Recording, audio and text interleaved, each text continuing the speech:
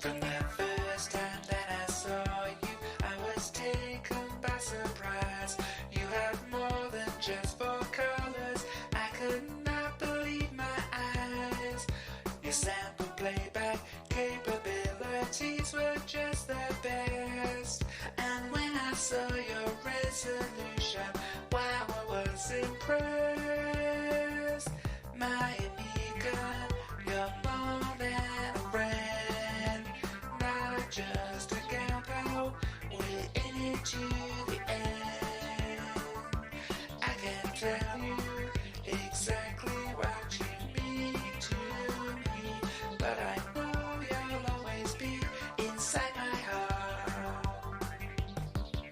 I love when you get serious with desktop publishing.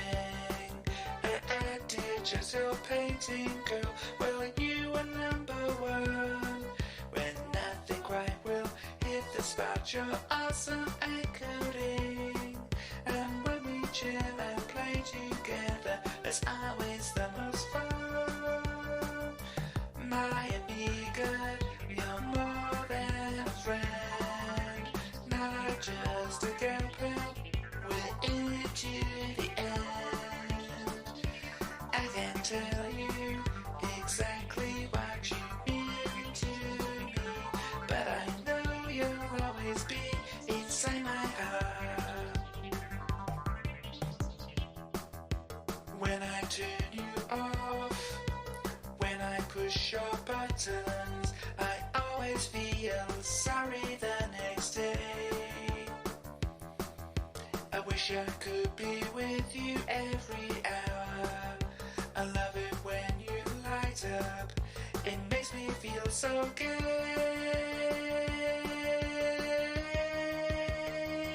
My Amiga, you're more than a friend, not just a gal pal. We're in it to the end. I can tell you exactly what you mean to me, but I know you'll always be inside my heart. My Amiga, you're more than a friend, not just a gal pal. We're in it to the end. I can tell you exactly what you mean to me, but I know you'll always be inside my heart. Inside my heart. Inside my heart. Inside my heart. Inside my heart. Inside my heart. Inside my heart. Inside my heart. Inside my heart. Hello, hello, hello, everybody. No camera, of course, I've mentioned already. But hello, West, in the chat there. Hello to anybody else who is around but not saying anything. I need to actually do a quick the mic check thing on the stream, just to make sure that everything is going well. So if I just talk a little bit, yeah, that seems okay. I'll just mute that on there now. I started early-ish, a couple of minutes, and I forgot to do the mic check. So never mind. I thought, oh, I'm all prepared and stuff, but turned out maybe I wasn't quite as prepared as I wished to be. Now, there's going to be a bit of waffling. People know about my waffling. Waffling is to be expected in some way. We will be getting onto this here. The Great Amiga Game Swindle, Amiga Format, issue number 57. So yeah, we're getting close to the news of the bankruptcy of Commodore, or at least the start of the bankruptcy of Commodore. I don't exactly remember how it pans out and stuff like that, but we can see, like, in real time, in air quotes, about that kind of thing. But since I'm not talking about that right at this moment, what you may or may not know or have noticed, and which may not show up very easily. Oh, they're not here. Oh, that's sad. Let me just try to do a quick refresh of things here, because I tried to get something set up. Oh no, they are here. We have a few new emotes. Obviously, it's not showing up on the thing here, so if I bring up the Streamlabs chat, you might be able to see a little bit of the new emotes. I have animated emotes. These are just like emotes we already have, but a little bit using their easy animate thing to do some stuff. Spin, yeah, we have a spinny Tracy, a pop in to say hello Tracy, and a G G G G G G G G G G G G G G G G G infinite GGs. So if you really feel like something deserves a lot of GGs, I was wondering actually as well how well they kind of stack. So let me just give that a go. I mean, in the actual chat, it's a little bit. Big fan of the GGGGG. So if you really want to give some GGs to people, or me even, there's those. Yeah, on the on-screen chat, they're a bit more spaced out, and in the actual Twitch chat, they're a little close together, but they're not like seamless, which would be nice. But if you really want to give some G's to people, it works well. It actually worked, pretty flawlessly. The way that West has designed the emotes here. I was kind of thinking that the little dotted border thing kind of looked a bit like a film strip as well. So you've got like the diamond, or was it gold encrusted film strips of G's just going past. But yeah, so we can take the Streamlabs one off the screen now, and yeah, there's possibly a way to get this to work a lot better. I mean, I could probably find like a background to do for Streamlabs chat. Let me just do a quick test thing. Yeah, if I had like some kind of black behind it and stuff like that, like the other chat is, it might work a little bit better. But then it doesn't have the fade away thing. Ooh, hi, Starly. It's a good like entrance kind of thing, isn't it? It's kind of the opposite of lurking, really, isn't it? It's like, hey! Tracy could do it better, but I just think she's like having a bit of a rest day today, because obviously the camera's not up, so she's just like not wanting to pop on for today. But it's okay, we can see her another day. Yeah, so we've got those three there. If anybody has any other ideas of what I can do with the simple animations, you got slide in, you got slide out, you got a rotate thing like that, and you've got a spin around like the Tracy.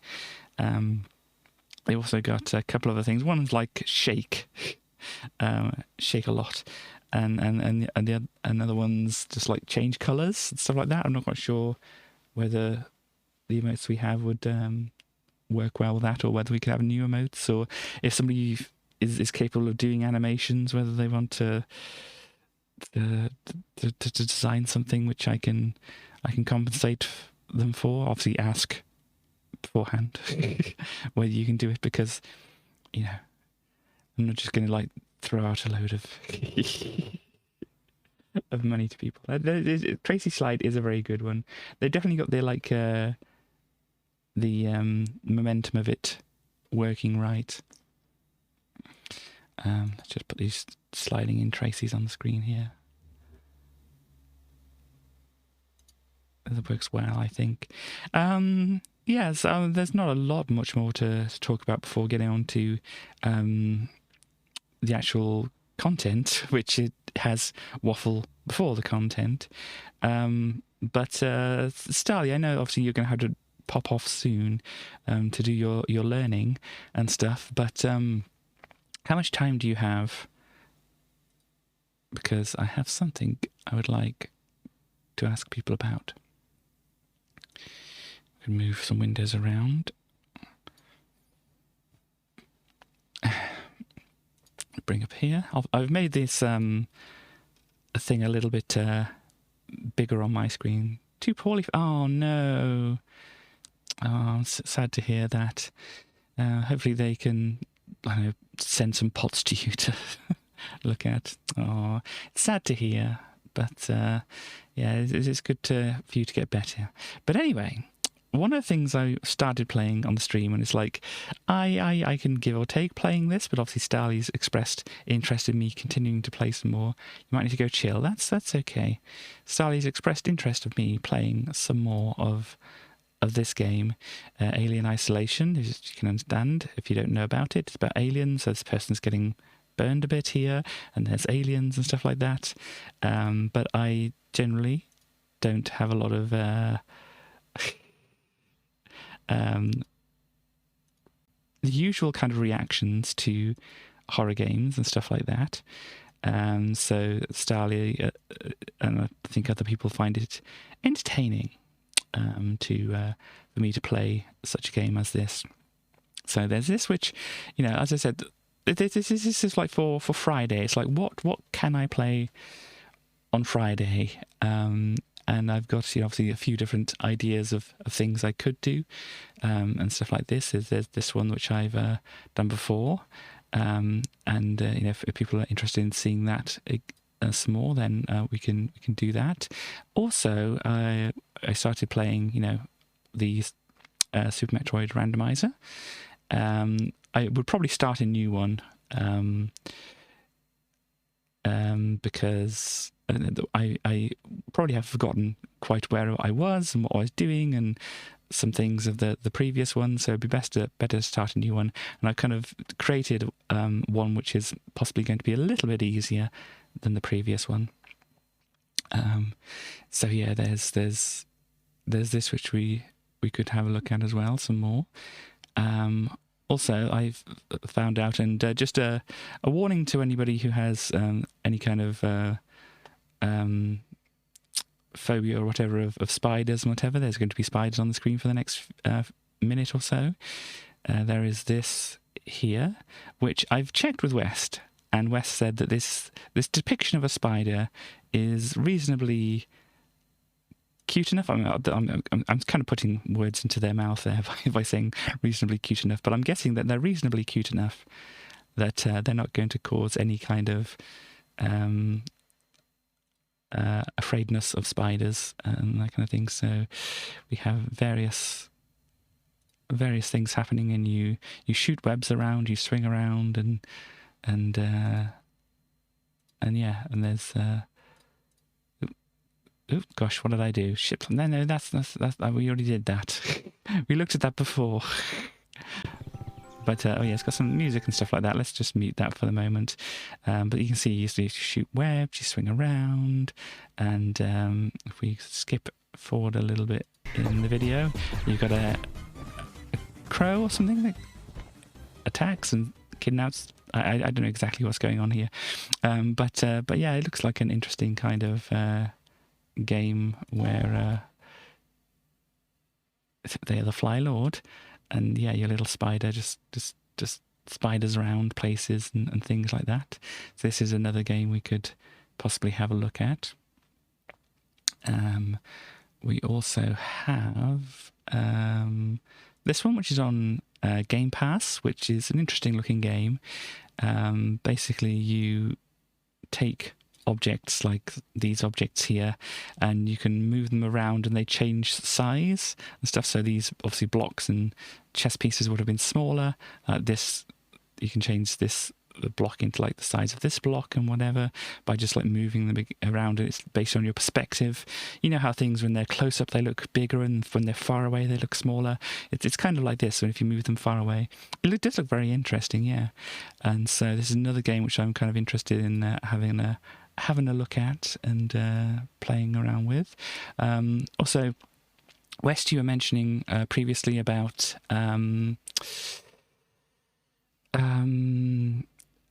you know, whether I was interested in doing like the Super Metroid and Legend of Zelda: Link to the Past, you know, crossover randomizer thing. And it's an interesting idea, but as I said, I've never actually played Link to the Past.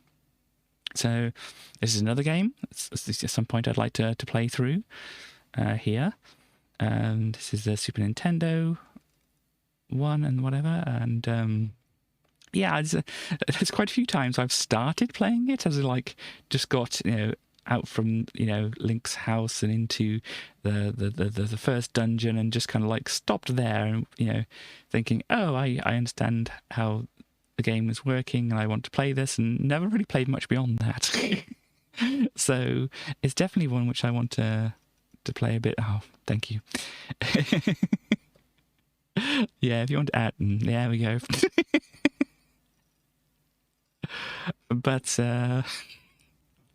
wow! How are so many? Why are this? Why? How? What? What is happening here? Why are there so many pennies going in the jar? Oh no. Is it because I've just shown all these? This is asking for people to say what they would like to see. And hello, Chaos, you were in the middle of the chaos there. Indeed, Apple II forever. But oh, gosh. But there's also this, which I haven't got through. These other ones, these episode 1 and 2 here, and then a pennyable offense. Oh no! And there's like the original Half-Life and Blue Shift and Opposing Force, which I've tried playing a little bit of this previously by myself, and yeah, I didn't quite get along with it quite as well as I have with Half-Life 2 here. But these are all other games which I definitely do want to look at getting onto and stuff like that. I'm guessing that's going to be another penny, isn't it, West? And I've kind of been not really paying attention to my roots, as I could say here. I've been doing a lot of Amiga stuff, but there's also the BBC Micro stuff here. There's this good Stairway to Hell archive here. Which obviously we've got loads and loads and loads of games. Please West, do not add a penny for each of these.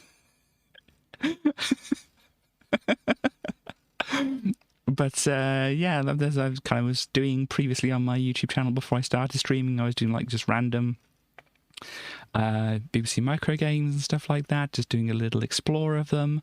And I want to bring that exploring thing back, and obviously doing exploring this. It'd be easiest to do it as a stream, but yeah, if you want to see, I don't know, Philosopher's Stone, if you want to see Plague Planet, I mean, we're already living that, really, aren't we? If you want to see Poker Dice or Pogo Pete or some other ones which don't begin with P, like Spellbinder or Starship Command or whatever else, then there's a bunch of games here. Obviously, I've got my roots on this channel with Reptron 3, Reptron 2, all these other ones, Reptron Through Time and stuff like this. And so it's like, obviously I've played through these games here on my channel if you want to see playthroughs of those, but it might be interesting to revisit them to see how well I do without planning out routes and doing multiple takes and stuff like that.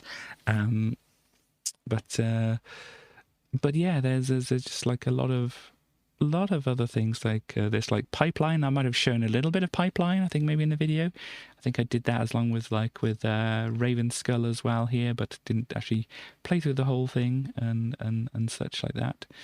But yeah, there's a bunch of games. We could just like pick some random one, like just go to the list, pick this one, Hacker 2000.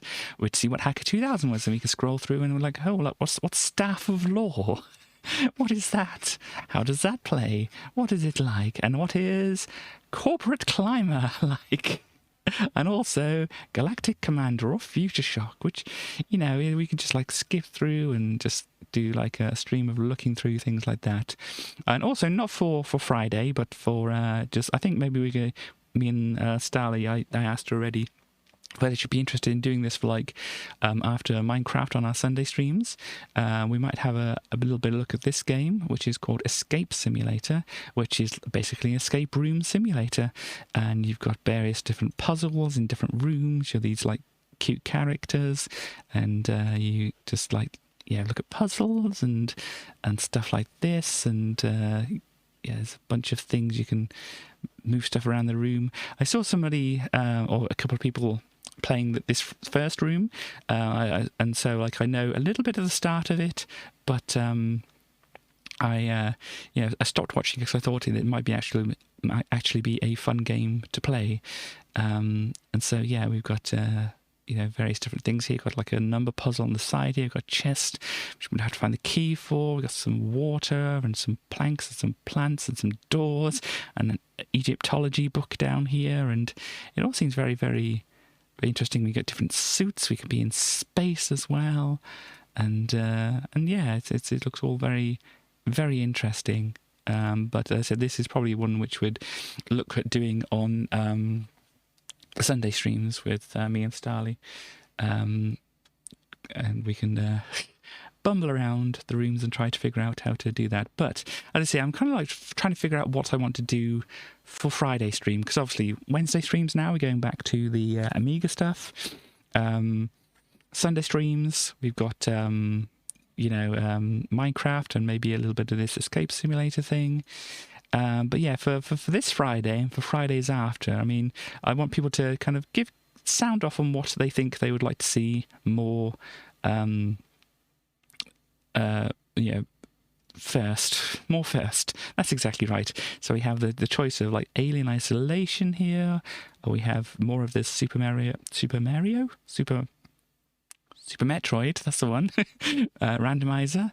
I was getting Mario with Varia and oh dear. So yeah, we've got Alien Isolation, Super Metroid Randomizer. We have this cute little spider webbed game. We have the Superliminal. Here we have Legends of Zelda, which obviously is going to take a little while to get through. We have the Half-Life 2 and possibly Half-Life collection here, which is going to take a while to get through as well. And yeah, the BBC Micro archive here, so it just goes right back to that front page and whatever here, but the BBC Micro archive here, which, there's a lot of stuff in here. I think these are the cheat ones with CHT at the start. So yeah, various pokes, and pokes is like poking values into memory to change things like the amount of lives you have or things like that. Pokes indeed. It's always very good. You had tips and pokes in previous games magazines and things like that. We don't get tips and pokes now. They're more like trainers and hacks and things like that, or possibly even mods and stuff like that. It's along the same lines, but a little bit different. Mods aren't quite the same as the pokes and stuff. But anyway, I'm getting on a tangent here. But yeah, if we need some help with some certain games, maybe there's going to be one here which is going to give us like infinite lives, as it says here, or various pokes and stuff, infinite energy and ammo.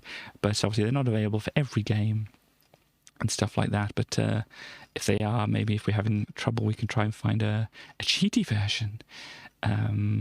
But yeah, some of these games I do know. Some of those games I've featured already on my channel. But yeah, there's a bit of a longer project, and obviously maybe we wait until after I've looked through all the Amiga magazines and to get on to looking through all these games. But then there's also a suggestion, maybe we could do it for Friday. So yeah, so if this Friday, if we want to give me an idea, do we want to do Alien Isolation? Do we want to do Super Metroid Randomizer? Do we want to do this webbed game? Do we want to do Superliminal? Do we want to do Legend of Zelda: Link to the Past? Do we want to do some Half-Life, or do we want to do some BBC Micro stuff?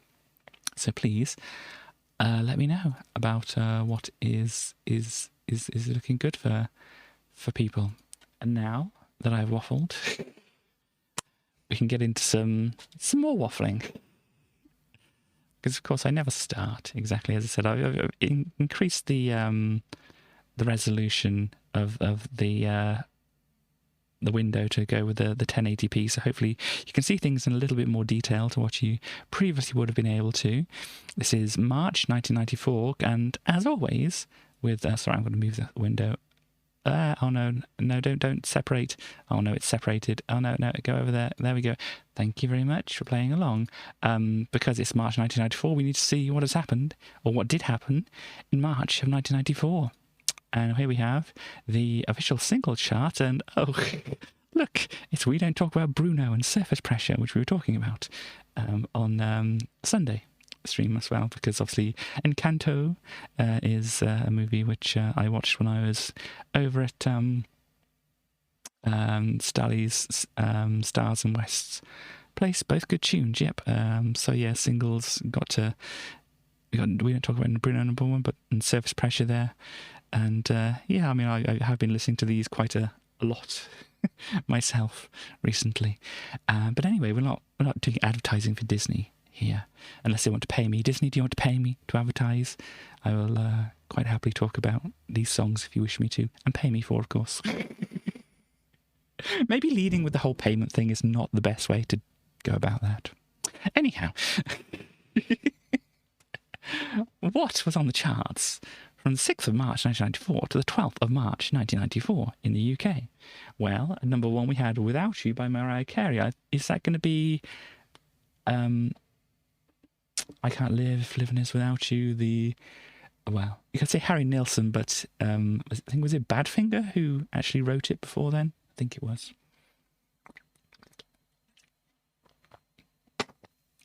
I have looked up that song before. If that's the one, we have this song by these people, which I used to like, but obviously they're not associated with good things. And this song, which I used to hate a lot, called Dupe. I don't know if these people are Nazis or whatever, but they certainly did an assault on my childhood with this song. Oh, God. I just imagine it looking kind of like jazzy little dance tune and whatever, and that's what you got with Dupe. And it was kind of like catchy, but also kind of annoying. And my parents used to sing it to me to annoy me, you know. So I don't know. Maybe I'm talking about childhood trauma or whatever on stream here, but Dupe is definitely a. Yeah. Anyhow, moving on. I have memories of that. I wouldn't say I have fond memories of it, but then again, it was just playful teasing. But anyhow, moving on. We have M People with Renaissance, or Renaissance, which however you want to pronounce that. And I don't know about that. Since we've come away from this for a while, maybe a couple of months or whatever, and I'm getting back into it. I maybe want to mention like all the ones I recognise that are on here, which aren't necessarily the new ones, but then we'll look at the new ones only. So we've got Return to Innocence, Enigma, remember that one a lot. We have some Primal Scream. Oh, Rocks, yes, that's Get Your Rocks Up, honey. Chicken now, get 'em off downtown. That was the one, wasn't it? Funky Jam, I'm not as familiar with, but Rocks by Primal Scream, I definitely know that. Oh gosh, Morrissey, the more you ignore me, the closer I get. Oh no, Morrissey, why? That's a threat. I mean, it is a threat, isn't it? But gosh, I've been ignoring Morrissey all these times. And is it just me, or is Morrissey? Does Morrissey have some similarities to like Peter Molyneux? Oh gosh. Anyhow, moving on. You have some Two Unlimited, which I don't know that song. I might know it if I heard it, but anyway, yeah, I like to move it. This song, Reel to Reel, which you've seen mentioned the Big Breakfast and Zig and Zag before. They did a parody, or not parody version, I think they just did a cover of it, but they did it as Zig and Zag, so yeah, we've got some puppets singing that. I don't know if it's actually available on YouTube or anything like that, but yep, there's the Madagascar song. What is the Madagascar song? Is it I Like to Move It? Is that the Madagascar song? Okay. I don't necessarily know all the things. Don't Go Breaking My Heart, Elton John and RuPaul, of course. Things Can Be Better. This wasn't the time when New Labour was popping off and all that kind of thing. So this is the harbinger of that. Anyway, Loser by Beck, yeah. So we've seen that before, but it's on there. Linger by Cranberries, good one there. Marcella Detroit, I've heard that name before, but I don't know if I know the song here. Janet Jackson coming in here. What have we got? Therapy, Trigger Inside, one of the songs by them I haven't heard of. Good as Gold by The Beautiful South, still not heard of that one. Credit for the Nation, Teenage Sensation, nope, not aware of that one either. Carter, The Unstoppable Sex Machine, obviously I've heard of the name of the band, because once you hear it, you don't forget it really. With Glam Rock Cops, don't know what that's about. Chakademus and Pliers, Murder She Wrote, I remember the Tease Me song by Chakademus and Pliers, but yeah. We have Poppolite itself with Ich bin ein Ausländer. Meatloaf, who obviously recently passed away and stuff like that, with Rock and Roll Dreams Come True. But Meatloaf being on the charts here. Smashing Pumpkins to some. Alison Moyet, Whispering Her Name. Fire Island, There But For the Grace of God. What do we have? Incognito, Piece of a Dream. No idea what that one's like. Skin? Is that from Skin from Skunk and Nancy, or just a different Skin? It might be a different Skin. I'm guessing it maybe. Oh, well, it's coming up with Skin here there, but I'm not quite sure if that's the one we're looking at here. But that's Skin from Skunk and Nancy, right there. What else do we have? Q. Everything I do it for you. Okay. We have Frankie Goes to Hollywood, Two Tribes. We probably mentioned that in the last one. Misty Old Land, Affair. It sounds like a musical song, doesn't it? But I don't know. That one. Tom Petty and the Heartbreakers, Mary Jane's Last Dance, The Proclaimers. Yep. Charlotte, the Queen of Hearts. Hammer, It's All Good. What are we looking at now? Curb Dog, Dry Riser. Not familiar with that one either. Let me see. Venus and Furs, Velvet Underground. The other way around, but you know. Arizona, I Specialize in Love. Oh my. Let's see what else we have here. We have David Holmes, Johnny Favorite. Never heard those names before. Compulsion, Mall, Monarchy.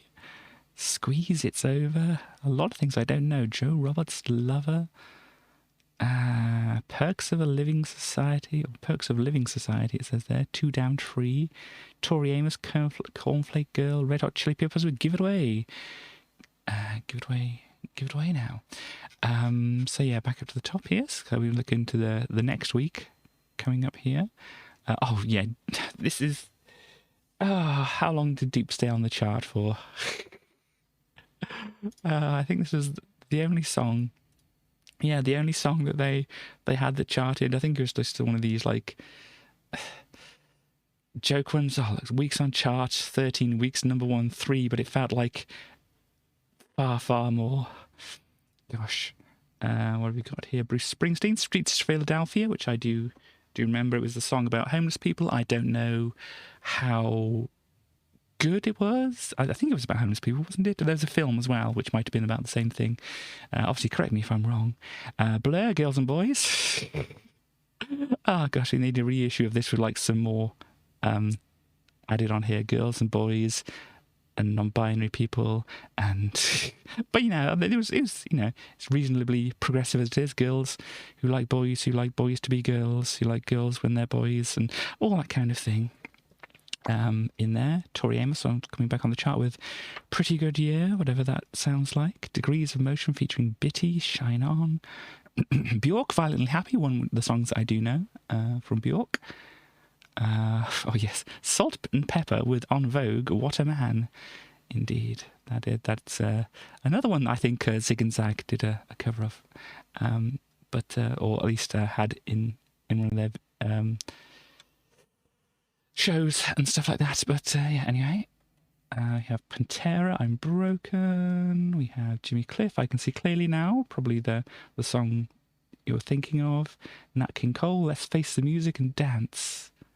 Is that what it's called? There may be trouble ahead. Is that what it's called? It's just like called Let's Face the Music and Dance. It seems a little clumsy for the title of the song, but you know.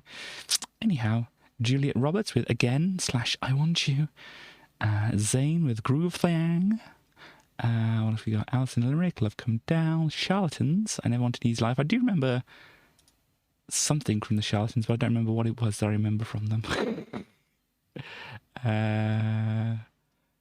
what is it that I would know from them? I'm sure I've definitely heard of them before. Girls who like boys, who like girls, who like bi-gender people, who like agender people, who like demi boys, who like girls, who like girls. Indeed. What do I know about the Charlatans? One to Another, that's going to be the one that I know. They did a lot of other songs that I really don't know. But yeah, One to Another is the one that I do know. So there you go. We have Sensor with Switch. We have Roachford with Only to Be With You. What else do we have? Whale, Hobo, Humpin' Slowbo, Babe, get it on, get off of me. That's the one, isn't it? Does anybody else remember that song? That was, that's quite a one. If you don't know that one, look that one up. Hobo, Humpin' Slowbo, Babe. I don't know what the actual... It is quite a song, but maybe the actual words of it aren't necessarily the greatest. But it's definitely a song. Robin S., I want to thank you. We have Clawfinger with Warfare. Oh, Right Said Fred with Wonder Man. I'm not sure if I know that one. Michelle Nyman, The Heart Asks Pleasure First. Oh my. Gail and Gillian, I Want to Be Your Lover. Nice. Eric Gable, Process of Elimination. Poses, Definite Door. A lot of ones I'm not remembering. Shed 7, I do remember the name Shed 7 with Mark, which I don't know that I've heard. But yeah, a bunch of British looking guys there. Very, very British looking guys. But yeah, Shed 7, which one's one? Getting Better, Going for Gold. Yeah, I remember these ones. These are pretty, rainbow friendly ones. Chasing Rainbows was that one as well. But yeah, just nice kind of, I would play them and not hate them kind of songs, You have Tool with Prison Sex, and people might not know, people may know that song, but I don't. Patra, Worker Man, Liquid Love, These Animal Men with Speed King. And yeah, there we go. There's all of that going on up to 20th to 26th. I've still got Dupe at the top there from Fairy Rep. What was the Fairy Rep? Sorry, I missed the Fairy Rep. Oh, These Animal Men. Oh, there we go. Nice. Reem, You Are the Best Thing. Yes, thank you. So yeah, even before Tech Speak, we had some Tech Speak. Bon Jovi, Dry Country, or County, yeah, Dry County. Roxette, Sleeping in My Car. I feel like I've heard that song before. Brand New Heavies, Dream on Dreamer. Might have heard that one. Sounds of Blackness with I Believe. Worlds Apart, Could It Be I'm Falling in Love. Wonder Stuff, Hot Love Now. My word. We have Aha with Shapes That Go Together. Not familiar with that. Marillion, Hollow Man, Soul Asylum, Somebody to Shove. That's a good title. See, Lisa with Skipped My Lou. Okay. Ice Cube, You Know How We Do It. Not This Is How We Do It. Na na na na na. That's a different one. This is how we do it. No, I've got that stuck in my head now. New Kids on the Block, or NKOTB, with Never Let You Go. We have Backbeat Band with Money, which is apparently some like karaoke compilation here. Mission with Afterglow, Dr. Alban, Look Who's Talking, The Average White Band, Let's Go Round Again, Sultana with Te Amo. What else do we have? Madder Rose, Panic On, my kind of song, just panic. Lolita Holloway, Stand Up. Shaquille O'Neal with I'm Outstanding. I kind of hope that he went for a bit of a joke there. I'm outstanding in this basketball court or something. I really doubt that that's what it is. But yeah, I think I need to. Sorry, I need to find my thing to leave a note for myself to say, hey, maybe look up some of these songs that are on the list here, especially this Shaquille O'Neal song, because that seems interesting to look up. Queen Latifah with Unity with some dots in it. Junior Vasquez with Get Your Hands Off My Man. Eve Gallagher with Change Your Mind. Poor with Jessie. Okay, don't know if I'm familiar with that. Rhyme Time Prod featuring Anna Dale from This Moment On. Okay. Bontempi Owners Club. Who's going to ease the pressure? I laugh because Bontempi. Let me just do a quick go away. I mean, I've set this up so it shouldn't do anything bad here. Yeah, it shouldn't do anything bad if I flick over here. But if we look up Bontempi there, it's a type of organ, electronic organ here. Obviously, you can get like kid versions of them here, but you can also get more, well, I say more fancy. This is kind of like obviously still more a kid friendly, but less kid than that one, and you probably get some more featured one. Digital PCM stereo MIDI synth. Wow, cool. Stereo, well, 2 speakers, good for you. Digital, yeah, can I imagine it's going to be digital. PCM, that's the pulse something modulation, or is that going to be I think it's a sample thing. Anyway, whatever that means, it means samples. MIDI synth as well, synth and sample. Interesting. But yeah, these are the Bontempi things. You basically got. I think I remember something that we had or that I saw previously that looked a bit like this. But yeah, basically some keyboards for kids and not so kids as well. It seems. Oh, that looks funky, doesn't it? Little wind instrument thing. Neat. A mnemonic. Cool.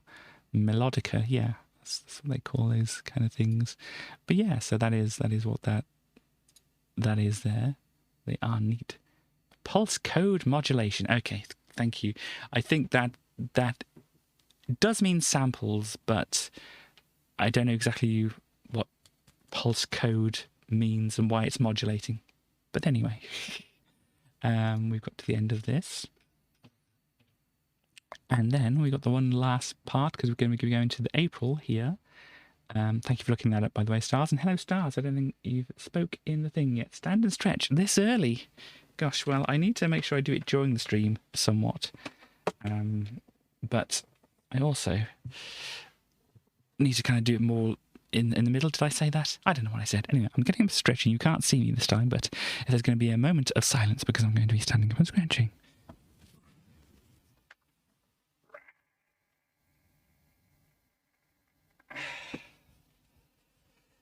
Which is notably easier earlier on in the stream.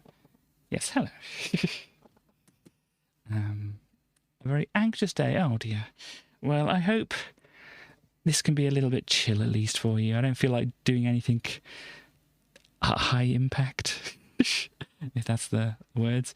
Yes, Dupe at the top still, but we did see it was like 3 weeks at #1, so this is going to be its last week at #1. Thank Dupe for that. Yeah, I can take the thing off the list there now.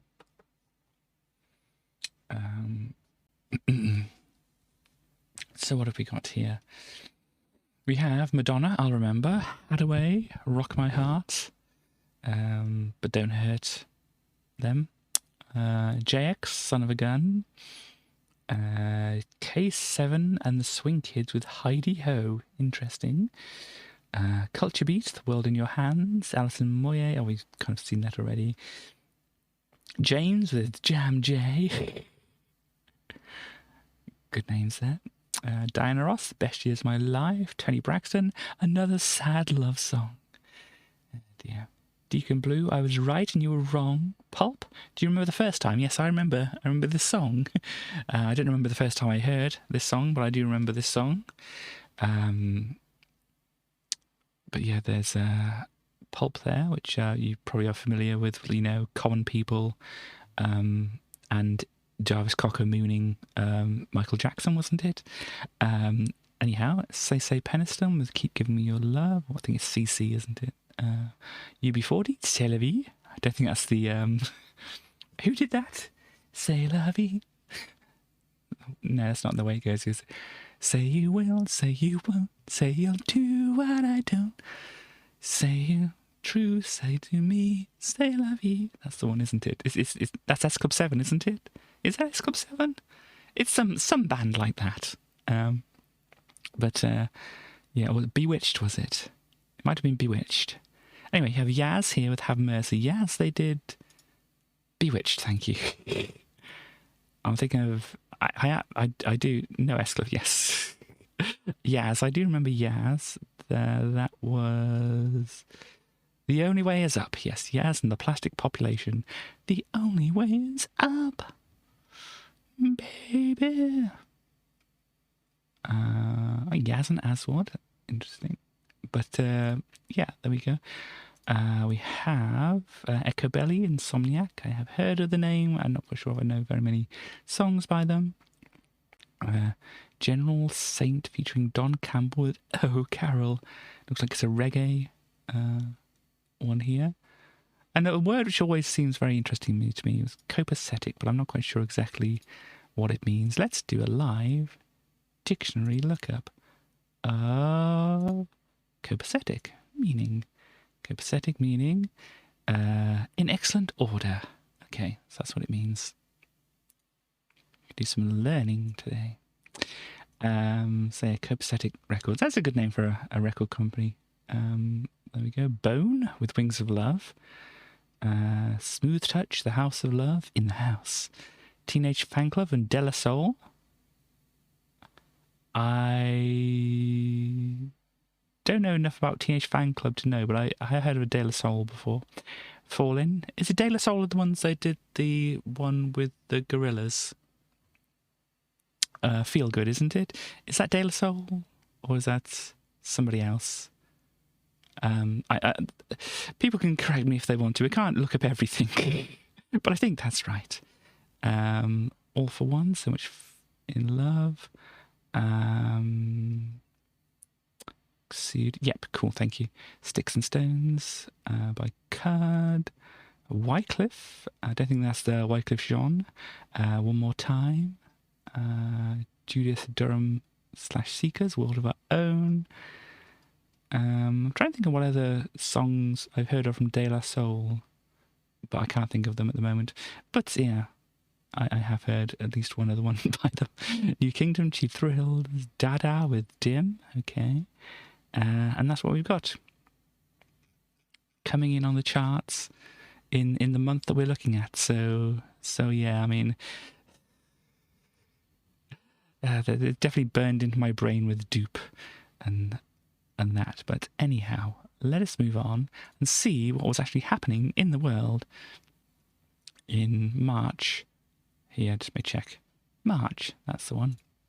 Cool. We had the People's Republic of China gets its first connection to the internet. Wow, the internet was actually available around there. Wow, look at all these calendars they've got down here. 1994 was a lot of different years and different calendars. Interesting. We have a bunch of other things happening. Nine Inch Nails' second studio album, The Downward Spiral, is released. That's the one with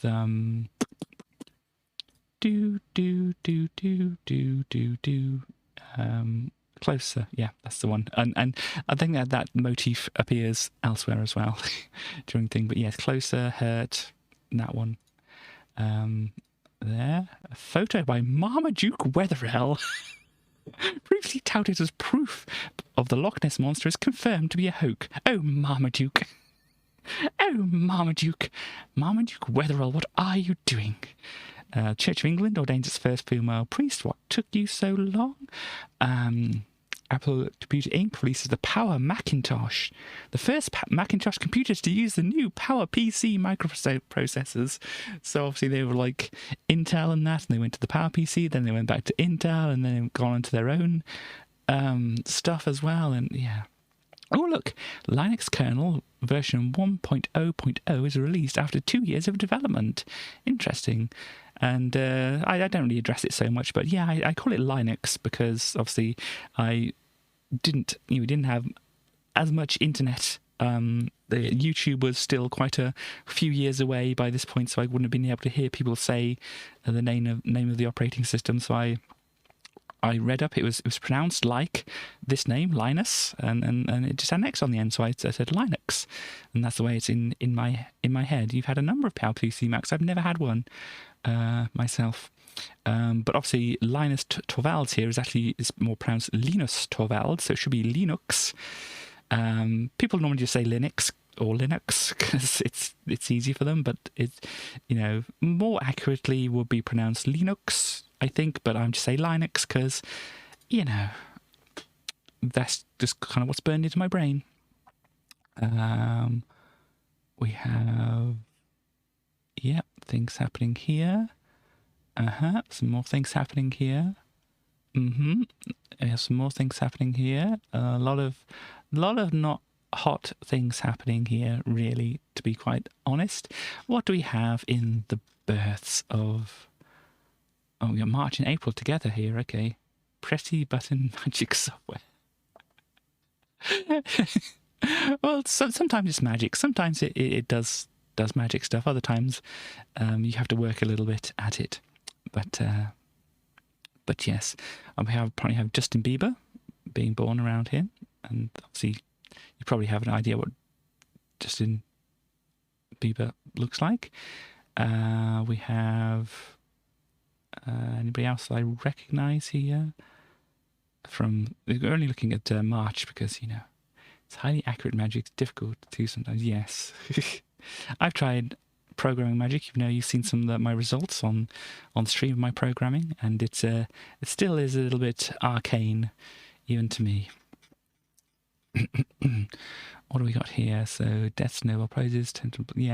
So we can skip all that and see what's happening in the UK, which we kind of already got some idea of. But March, the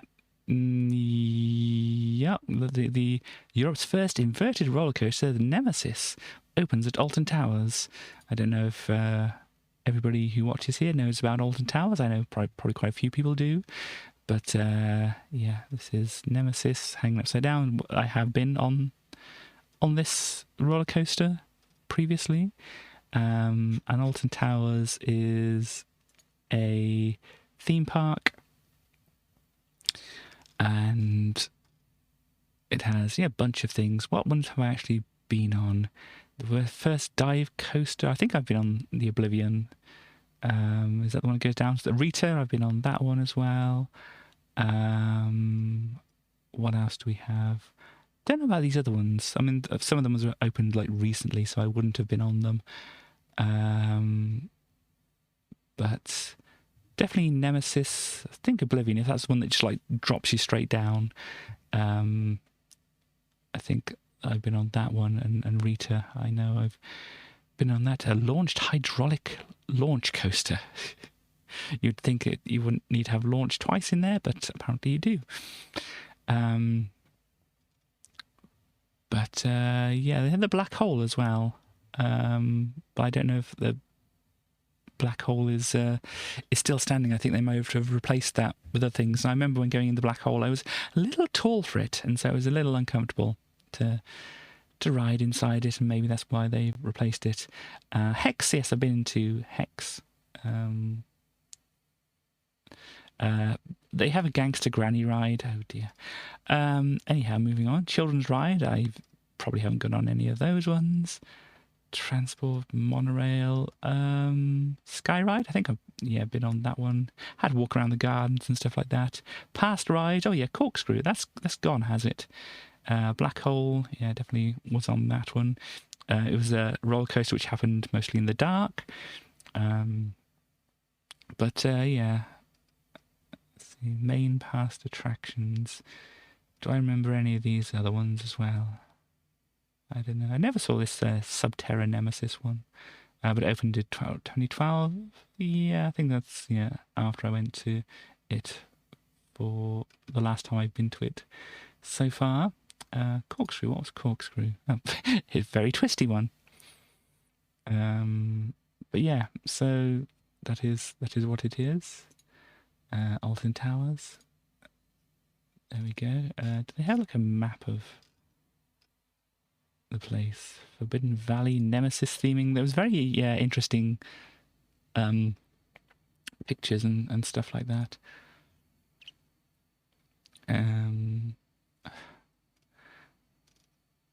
But some Forbidden Valley theming, pointing towards the different rides. I've probably been on some of these other ones as well, but I just can't remember them. Oh gosh, the world of David Williams. Does it really have to? Did he have to have a world all to himself? Gosh. Anyhow, Halloween scare mazes. Interesting. I don't think I knew about those. Court cases. Yeah. Amount of noise. Okay.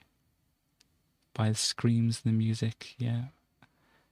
But yeah, I mean, I can't see a map of it on here.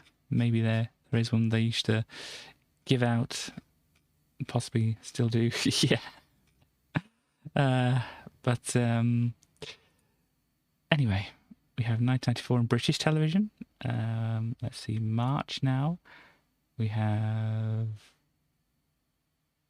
The Fly was premiered around there. Robbie Williams and Mark Owner Take That, presentation of Top of the Pops, becoming the first of a list of celebrities to guest present the show between 1994 and 1996. Okay.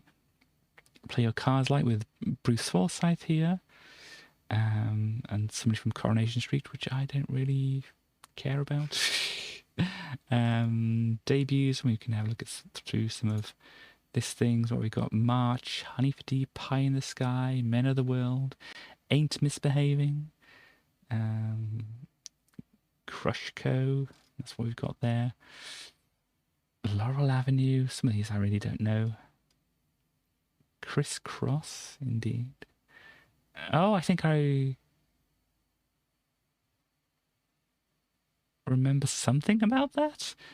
Outside Edge, but not enough to talk about it. March, The Rector's Wife. Gosh. And nothing here.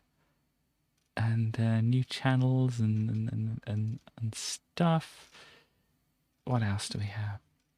Ending this year. Well, one of them good. But anyway, let's not think about that.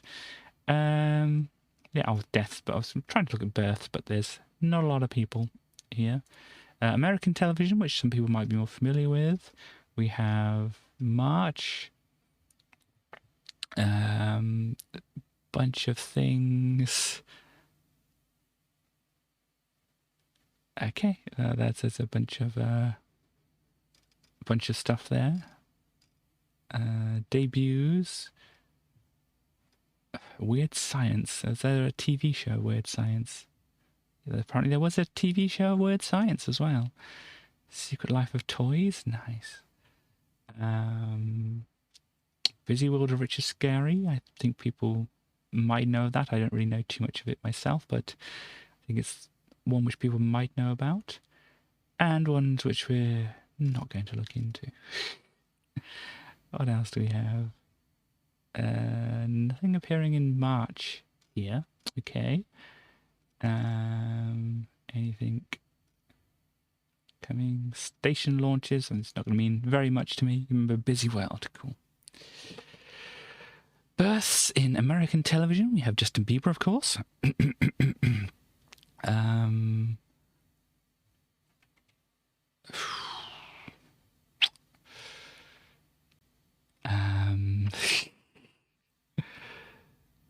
Yeah, I don't know any of those people. Does anybody know any of these people? Apart from Justin Bieber, of course, from here to here.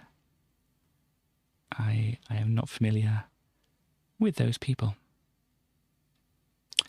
So there we go. Let us move on. Can't read anything. Oh, okay. We should be a reasonable resolution. I mean, can you read what's on the screen here now? Because it should be a good resolution. Let me just make sure I do a little too small. Gosh. Well, I can see it's being transmitted to my other thing. Resolution is good. Yeah, I can see it's being transmitted. Yeah, that's okay. But I can see it's being transmitted okay over the internet by my monitor station over here. Excuse me. But 1994 in video games. We probably mentioned it before, but Nintendo proclaims 1994 the year of the cartridge. Indeed. I could do with zooming the web page in a little bit. Okay. If there's anything important, then I will remember to do so. I don't know if it's going to zoom in. Oh, it's going to zoom in fairly well. I mean, if I needed to zoom in, would that be a good level of zoom? Here, if I needed to do so. It should be a little bit easier to see at that resolution, but obviously more fits on here for me like this. So yeah, here's cartridge. Probably mentioned the year of Luigi, didn't we, at that time? We saw that before. What have we got? Where is March? We got a lot of things happening here, but we don't have specific things. Okay, March here. NBA Jam was the highest thing at HMV, apparently. Kirby's Adventure, NBA Jam as well here. Sonic the Hedgehog 3 coming in. Mad Dog McCree. Yes, I remember having the PC version of Mad Dog McCree, and also seeing it in the arcades at the time as well. But if you don't know, a laser gun shooter, or light gun shooter, really, isn't it? But there were definitely ports for different things like the PC and, of course, Sega CD here. We have coming out XCOM UFO Defense. I've played a little bit of an XCOM game. It's interesting, but nothing I got like super into. Mega Man 6 here. Final one on an 8-bit console. We have Super Metroid. So March 19th. What's this? 3 days ahead, and then however many years back it is to 1994 after that. Gosh, it's going to be a long time, isn't it? 28 years back. Super Metroid was released here. Oh, The Elder Scrolls Arena. So I thought I was going to say Skyrim then, because it feels like it already, doesn't it? Ah, gosh. Anyhow, moving on. Businesses and stuff like that. Yep, there we go. What do we have in science? I picked like a random topic. I think we're going through the science stuff here. Not there's going to be, or there was a lot of stuff to look through here, but we have at least March.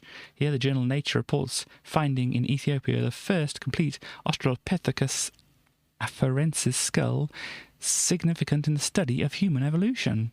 So there you go. At least if you're not going to your class today because you're not feeling up to it, Starly, at least we have some information about archaeology here. The Australopithecus was discovered here. Todd Howard travels back in time to implant Skyrim. Now that's an idea for a script. Anything else popping up here for March? Nope, nothing else popping up here for March here. So yeah, we can pop out of this. It's going to come back that again. Hype pads. Wow. That is pretty hype. Cool. Where does that come from? Zoom to show people. Okay. Yeah, I might remember at some point. But yeah, back to the actual magazine, which started all of this.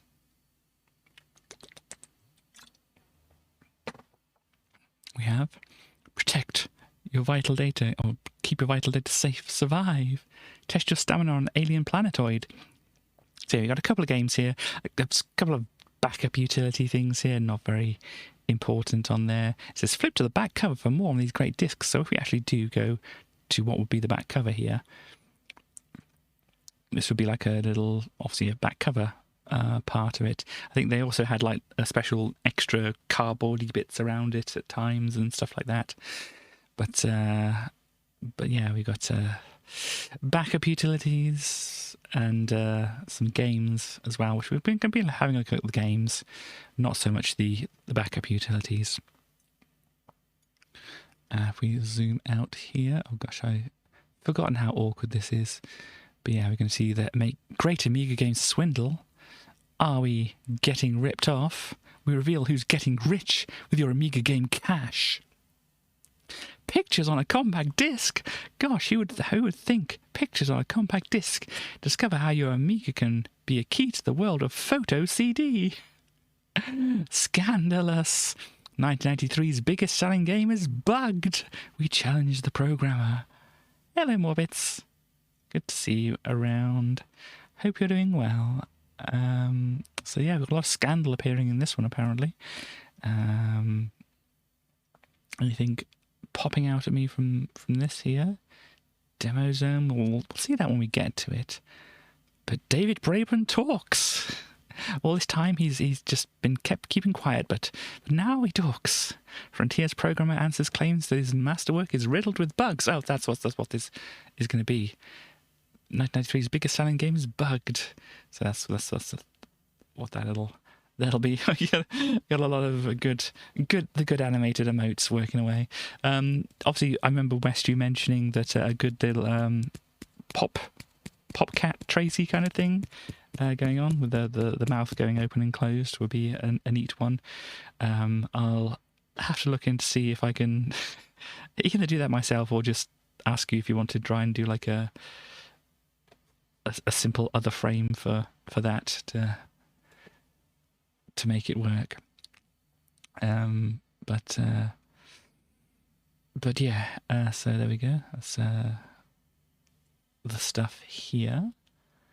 But yeah, this is about Frontier, which obviously came out in the previous year, as it says on here, 1993's game. And I mentioned before, but I have got a Game Pass for a couple of years now, so I did look at what's it called? The Frontier game, or the Elite Dangerous. That's the one, isn't it? I did have a little look at Elite Dangerous. Seems interesting, but I need some time to actually get into it properly, and I've kind of just been busy up until now, and it's maybe hopefully can be slowing down a little bit, so I might have a chance to look at it soon. But yeah, anyhow, life, all that kind of thing that goes on. Let me zoom back out here. We have some things before we get to the cover discs here first. The month in view. If it's good, you want it. If it's good and new, we've got it. From this month, Marcus, editor of your sharing, caring Amiga format, leads you into temptation. Just trust him. Oh gosh. We have, oh gosh, a word processor. Amazing. And winning ways. We have some people have won things from the Fizzy Chewits and Snapperazzi competition here. They'll get their Snapperazzi game, apparently. It doesn't say what they did to win it. I can't remember that far back to remember what it was about. I think we've seen Samiga before, but let's have a little look at this. By the time I'd reached the scene, the discs had been rubbed out. There was only one thing I had to do, call Siren Software for extra backup. So there you go. If you want your backup stuff, you got some boards to plug into your Amiga there. Yeah, we've got a couple of games here. We've got one which is kind of like a little adventure game thing, and another one which is like a pool game. And as I said, also on the disc, we've got backup utilities, which really aren't that fascinating. So we're going to have a look at either the explory one or the pool one. I'm thinking maybe we'll start with the point and click kind of thing here, and then we can go on to pool afterwards. So if we pop over now to the Amiga scene, we have some wonderful colours here, I must admit. And I haven't changed the size of this window, but it's going to appear mostly the same. And I've kind of like just got it so it doesn't, do blurry stretch when you stretch it. It's, it should look good, is what I'm saying. Do you want to play Arcade Pool? Well, yes, I will want to play Arcade Pool, but for the moment, let us say no, because we can actually look at... Did I skip something, or do I have to actually go? I might have to start it from here. Let's speed it up a little bit. There we go. Universe. And speed it up a little bit. Oh, my speed up button is not actually working. Oh gosh. Let me restart this, since it seems to want to not be working properly. Apologies for this, everybody. I got it all set up, and then it's like, oh no, I don't recognize your controller here, Katie. It's okay. It shouldn't take too long to set up. I need to actually put the correct disk in. Thank you very much for doing that, to make sure it's onto the right setup here. Where are we? 57 here. I don't think I even have access to the subscriber disk for this. Is that going to speed up now? We crashed? I think we've crashed. Oh, gosh. Ah, dear. Close the program. Apologies about this. Now I don't want to report it to Microsoft. Thank you very much. It's quite all right. We'll get there eventually, people. Don't worry. I might need to unplug my controller, plug it back in, and then load up the Amiga thing. Yeah, even when you prepare things... Yep, don't want to do that. Even when you prepare things, it still doesn't always go smoothly, does it? But let me go back here, reset. Now don't crash. It's crashed again. Oh, gosh. Yeah, close the program. Don't report it. Let's try again, but let's not try to mess things up this time, because I keep doing a thing which it seems to not like. So if I don't do that thing, then hopefully it'll all be good. Did I don't think I chose the right one there, did I? No, there we go. Start. We don't seem to be crashing. Can I do my fast forward? I can do my fast forward now. There we go. Do I want to play Arcade Pool? We've already been through this, but no. Right, so then we load up this universe, and as you notice, hopefully you can notice, it says, God created the world, we created universe. Well, I'm glad they're proud of it, at least. Got a bit of a super speed thing. Oh gosh, don't want to miss any music or anything if it starts up. So I'm well out of practice with all this. So, I mean, I don't know if there's music that starts up before here, but we can do a nice little wait around. I'd say it's relaxing, but I already just did have a panic about things, so, I might want to speed this up a little bit. Speed it up a bit. Still doing some loading. Here we go. Maybe this is a bit loud. Tell me if this is a bit loud. Actually, I can do a check myself, can't I? To see what the situation is like with the volume of things. Because it just seems a little loud. Yeah, it is a little loud, isn't it? Hang on, let me get this sorted out, and I will talk a little bit so that I can hear myself delayed over on the other thing, and then I can nudge this down. And so now I've nudged it down a little bit, and hopefully it's going to be in the background a little bit and not be quite as loud. I think that's good. And sorry if it sounds like I'm rambling a bit, but I've got to hear myself talking to know how loud it is. Hopefully this is good for people now. Oh, it was saying a thing there. We found ourselves on a planetoid, but yeah, we've got pick up, options, use, look, talk, attack, and inventory. What do we have? You aren't carrying anything. Okay. I can see a shiny thing over there. Can I go to the shiny thing? I mean, I realise I'm asking this character to just, like, launch themselves through space. So it's probably not going to happen. But we have a planet that we're walking around on a bit. Oh, come on. You can make it off there. Yep. Let's go over here.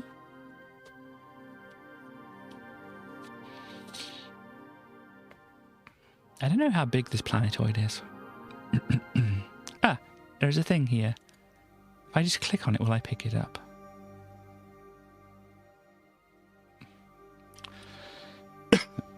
No, I have to tell them to pick it up. And I have to tell them what to pick up. Hang on. Grab that. There we go. What do we have? We have this, which is a bent metal bar. A bent section of metal reinforcing bar, perhaps a remnant from a man-made construction. Okay. Don't know how useful this is. Oh, you can double click and they run. Nice. I wanted to just go over here, thank you. And off the screen. We're back here, so maybe we need to go like over the edge here a little bit. I'm quite impressed by how they're managing to breathe here. Okay. Options, use, what are the options that we have? Oh, insert, oh gosh. Yeah, insert, push, pull, eat or drink, wear, throw, combine, open and close, or jump. Can't jump to there from here. Okay. Let's try that again. We have 2 layers of menus. You can't jump to there. Okay. We can use, we can look. We look here. Sharp piece of metal. Okay. That is a small asteroid. I'm guessing this is an asteroid. This one, no, it didn't even say it. Oh, this appears to be a group of asteroids with some sort of artificial structures on them, all interconnected by service ducts. It looks really dreary. Okay. Can we look at ourselves? It looks like a barren-looking planetoid. I was trying to look at you, but apparently you are a barren-looking planetoid. Talk. I wish to talk to the planetoid. That one down to you. Okay. Can I fight the planetoid?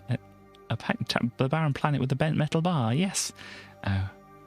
Well, that's not going to work then. Okay. Inventory. I don't know. Let's have a look over here. Now. Does anything look likely around here? Because what I'm seeing is a lot of nothing, being that this is indeed a barren planetoid. Shall we look at this? An asteroid. Cool. Can we jump to it? No. Okay.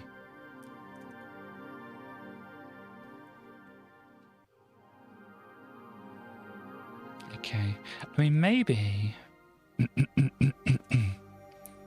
can also run around. Ah, here we go. It wasn't very clear about the whole thing, but let's pick up whatever this is here.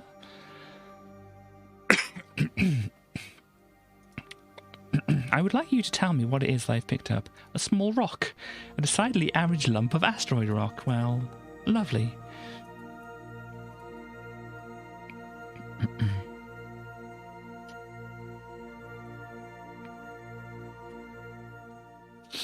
Just run around this part. Eat rock. We could try if we run out of ideas, but just judging on my own experience, I don't think that's going to be a good thing. Oh, another small rock. Excuse me. I seem to have a little bit of a cough at the moment. Oh, there's some kind of star. Hey, look! A distant red giant star. Nice. That is all, though. I'll try a drink. Sorry about this.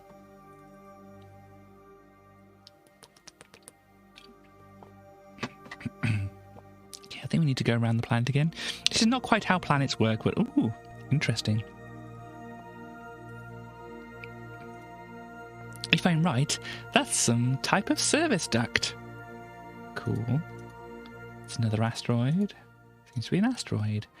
Okay, can we... no, that's not the one I want to do. No, throw a rock at it. No, okay. Jump into the duct. Okay. Never mind. This is a very small planetoid. Ooh, interesting.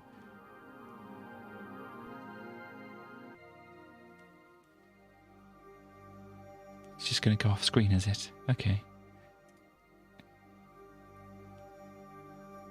And just kind of rotate around here a bit. If I'm not mistaken, that's a spinning asteroid. Well, I'm glad you're such a smart cookie here. They've teamed me up with somebody who really knows their stuff. Is that another rock? Really? That's apparently on it when it wasn't before. Lettuce. Ooh, a piece of circuit board. This has the familiar look of some kind of circuit board, though with some very strange components on it. Interesting. Do I get to push other buttons here? I don't think so. So it's a circuit board that they don't know what it's for. Yeah, I think we're just gonna kind of get back to here. What if I walk over here now? Yeah, pretty much nothing. Oh no, hang on. There's a thing here. It's a good job they look very much like whatever they are when they're on the ground, isn't it? This is apparently... oh, another rock. I couldn't tell. It might have been another circuit board. Okay. Run, run, run. Run, run, run. Mm-hmm.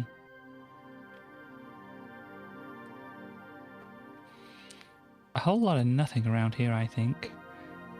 Let us go back over here. I mean, I can't really tell if we've got back to the same bit of planetoid.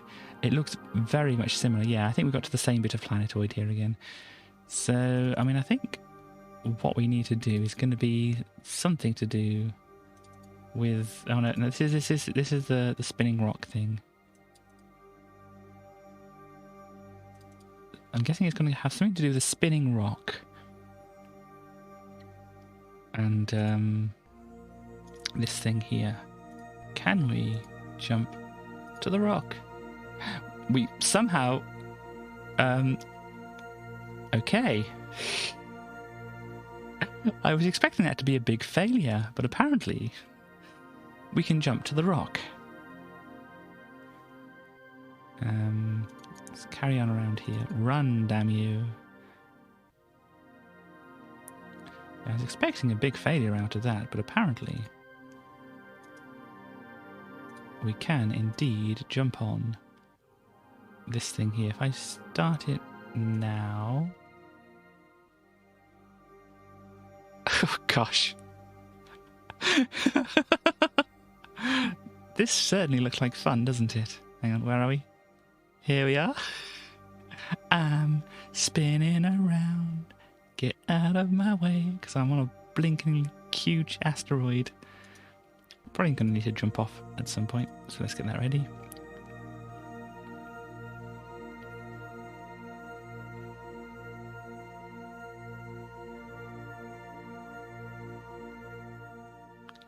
Okay, how about now? Oh, there they go. I'm on this thing now, and probably throwing up a lot, I imagine. I will let them go. They seem to be on a little adventure of their own. Ooh. Through the hazy glow of the alien atmosphere, you see a large asteroid which appears to be crowded with strange-looking dwellings.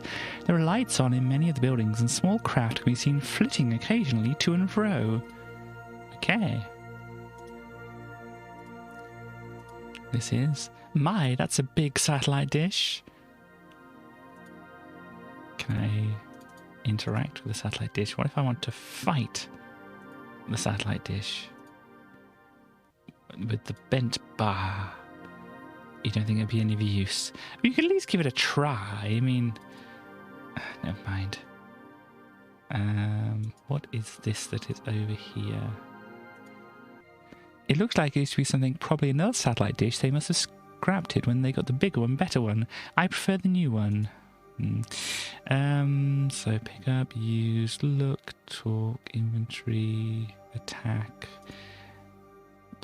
insert, push, pull, eat, drink, wear, throw, combine, yeah, eat, small rock. You can't eat that. Sorry, West.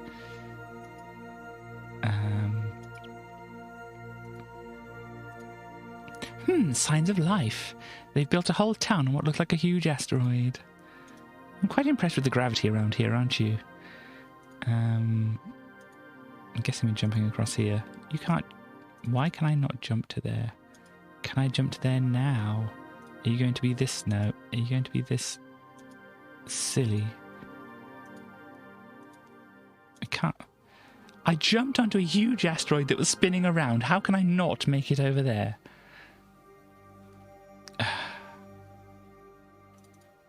Do I have to do something with a satellite dish?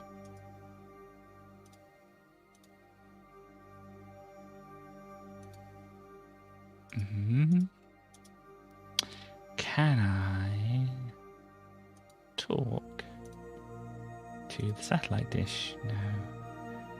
Can I throw a rock at the satellite dish? You don't think it would be of any use? Gosh, you're really not up for very much, are you? Options, insert piece of circuit board into satellite dish. You can't do that. Well, gosh, anything down here? No. Okay. This is it seems like. Do a barrel roll. I'm not sure that's one of my options here. What looks like barrel roll here? Where throw, combine, jump, combine, rock with rock. With rock. No? Combine small rock, small rock. Why are you not doing it? Dear me. Then I have two rocks.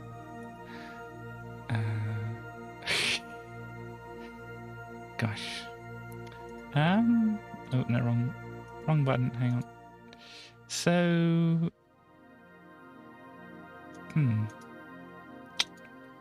I was imagining it saying like, this is some kind of panel. No. Looks like a service fire duct to me. Cool. Ship. Signs of life. That's not what I was looking at. The ship. I wonder where all these spaceships are going from and to. Actual suggestions. We can have some suggestions, yes. And obviously I'm not taking this game 100% seriously and such like that, but if you have some idea of what we might want to do, because there is like a little walkthrough down here that I can look at to see what to do next. But I just want to try and at least have some kind of, playthrough thing of this.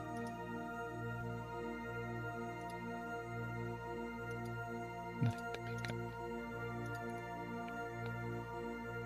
Circuit board on this. I'm sure it was an actual suggestion, but I don't think I can actually do much along that line. Piece of circuit board on this. You can't use that. No. I'm going to look at the thing that they've got here.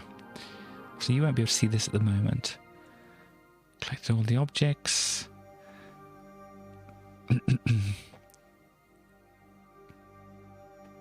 Stand to the left of cervic duct. Get ready to jump to spinning asteroid, yeah. Your next task is to connect the rest of the service duct to Gavrik Homeworld by using the satellite dish on the left. Insert the metal bar you collected earlier into the panel on the satellite dish.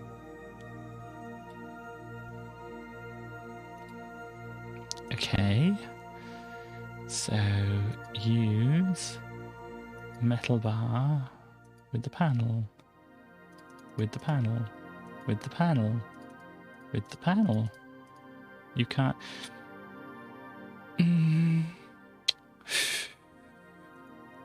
Apparently there's some kind of... Yes. Satellite dish. Apparently... Oh, there it is. That's the panel. These brown blobs here. It's a panel of sort of... used for hiding important things behind. Okay. Let us then use the bent metal bar on the panel. Oh, good God.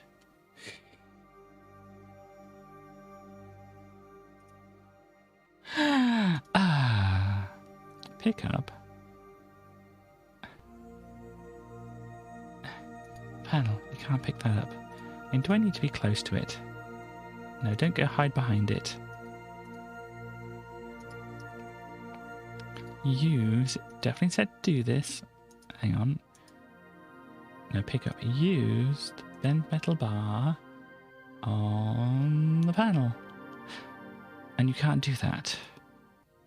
Excuse me, magazine.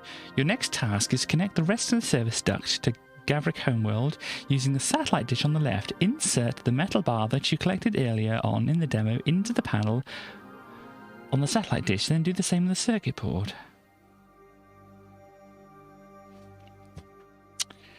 Am I missing something here, do you think? It's obvious that I am, but... attack. Panel. With a bit of metal bar. Well, I don't know if I have an open... Hang on, that's not right. Options. Insert, push, pull, eat, drink, wear, throw, combine. Push, pull. Panel. Oh, that little icon. Can't do that. I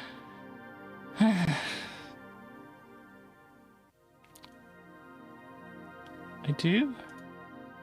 Insert, push, pull, eat, drink, wear, throw, combine. Open, close. Ah, there we go. Thank you. You can't do that.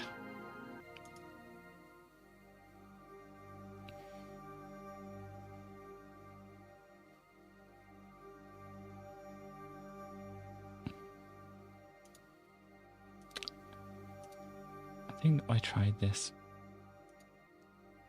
Oh, no, that's the way you do it, apparently. You insert it. Take you out for dinner. There are many things stopping that from being an option, unfortunately.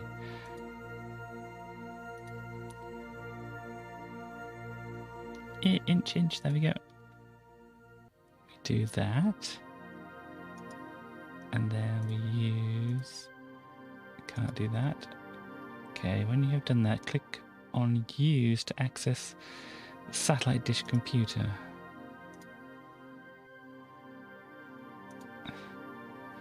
There we go. Information network. Look, there's a lot of things going off the screen here. Select function. Link up terminal point. Connect service channels. Self-filtrating system information pool. Link up terminal point is I think what we're doing here. Terminal point link. Yeah. What is all this?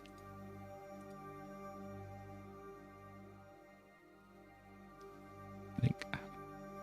Connect service channel. Sure, Gavrik Homeworld. Service channel opened.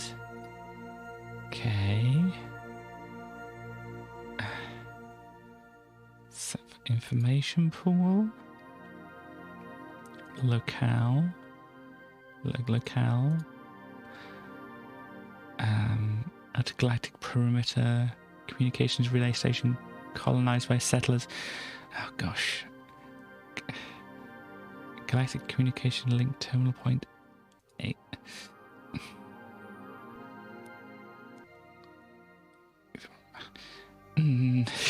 I'm looking at the instructions again. You're presented with a view to use screen with a bewildering display of options. Concentrate on opening the service duct to Gavrik Homeworld and turn off the filtration system. To do both these things, click the mouse pointer on the relevant lines of text. On the video screen with a service duct connected, you can now enter Gavrik Homeworld. Okay, so it says opening service duct to Gavrik Homeworld. I think we did that, didn't we? And turn off the filtration system. Set filtration system. Gavrik Homeworld. Off. Okay. So does... There we go. Awesome. I'm glad I have this walkthrough.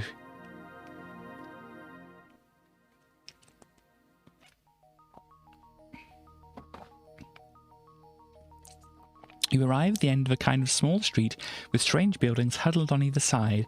The structures look well built, almost armoured, but the overall feeling is one of dilapidation and neglect. There are a few alien-looking inhabitants wandering about. They are very absorbed in their own affairs and seem to be avoiding any attention from strangers. Cool. Look at this. Looks like a fortified door. Fortified with what, I wonder? I would wonder where to, but you know, that's me.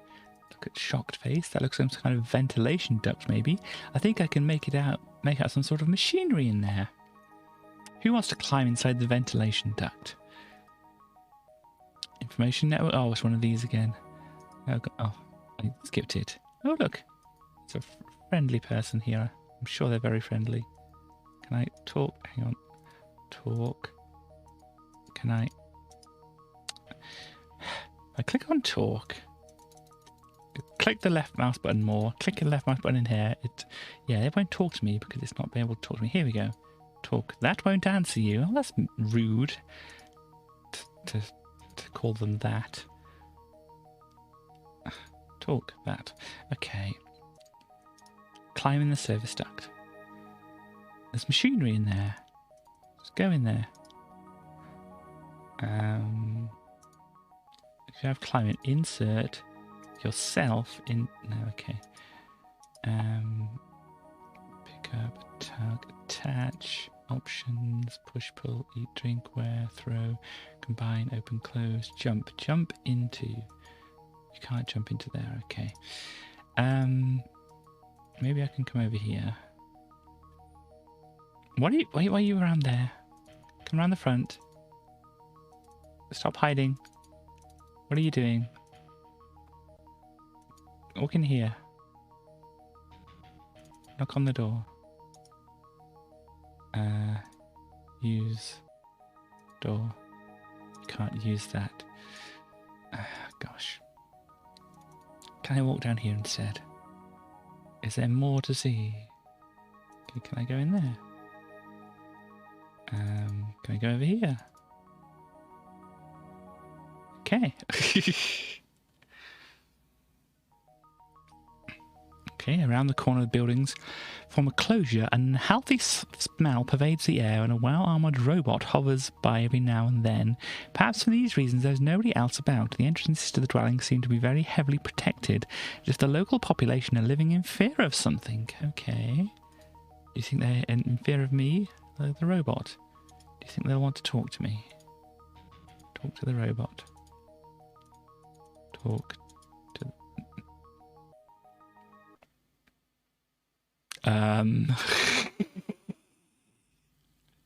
Well, okay.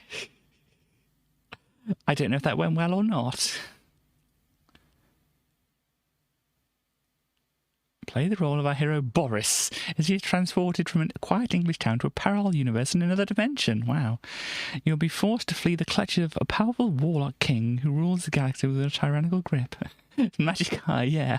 I'm normally good at those, but I couldn't make anything out there. I really don't want to play as somebody called Boris, you know. Guide Boris on his quest to find the secret of the king's power and bring about his downfall. Journey across the vastness of space to search for a mysterious lost star that holds a dark secret. Follow our hero's odyssey against an epic backdrop of cosmic rivalry and warring alien races. Okay. Arriving in our galaxy early 1994. Indeed. It seems to just be stuck on there now.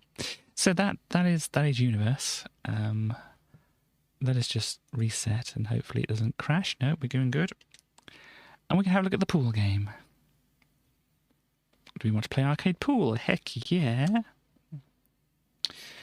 I'm not imagining it's going to take a long time to load it up. So we'll let it do whatever. I'm thinking it went well there. The robot and Boris there had a drink or something.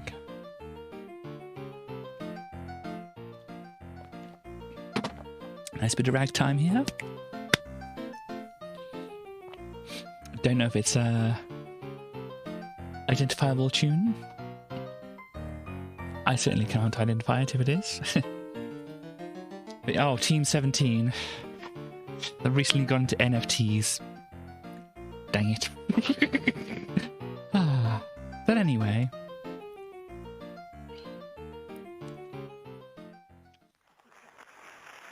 Now starting a match of US 8-ball pool. The players are player 1 and Marcus Dyson. Yes, loud booing. Player breaking off is player 1. Okay, so it's not very complicated. We click to where we want it to kind of go. We can kind of aim different places like this. If you want to do a break like that.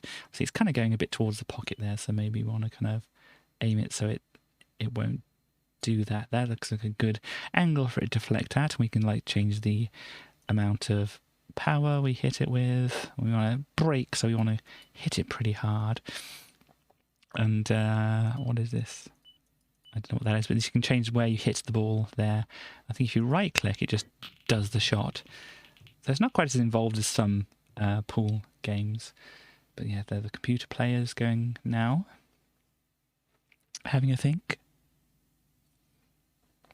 Didn't sink any balls, unfortunately. Let them do what they're doing. Okay, they didn't sink any balls either. And this really doesn't look like a good position, does it? What do you think? Stripes or spots?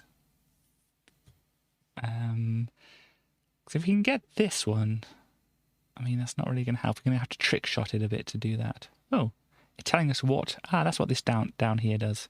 This down here tells us which ball it is. That's the 4. That's 7. It's a 3 and stuff like that, which doesn't really help. That's going to be a 9, isn't it? No, it's an 8.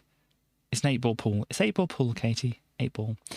There seems to be more than 8 here, doesn't there? Or do we...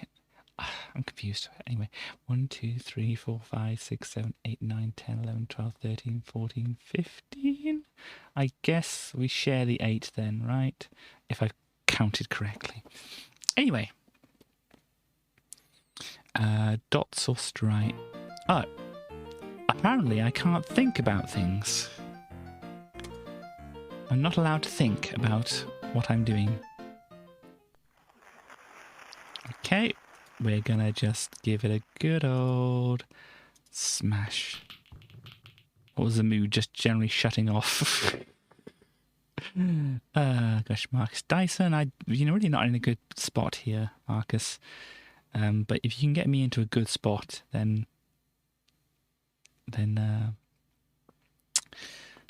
I will thank you. Not being allowed to think. Yeah. Oh gosh. Marcus is on solids. Is it solid spots? I think it's solids, isn't it? They call it.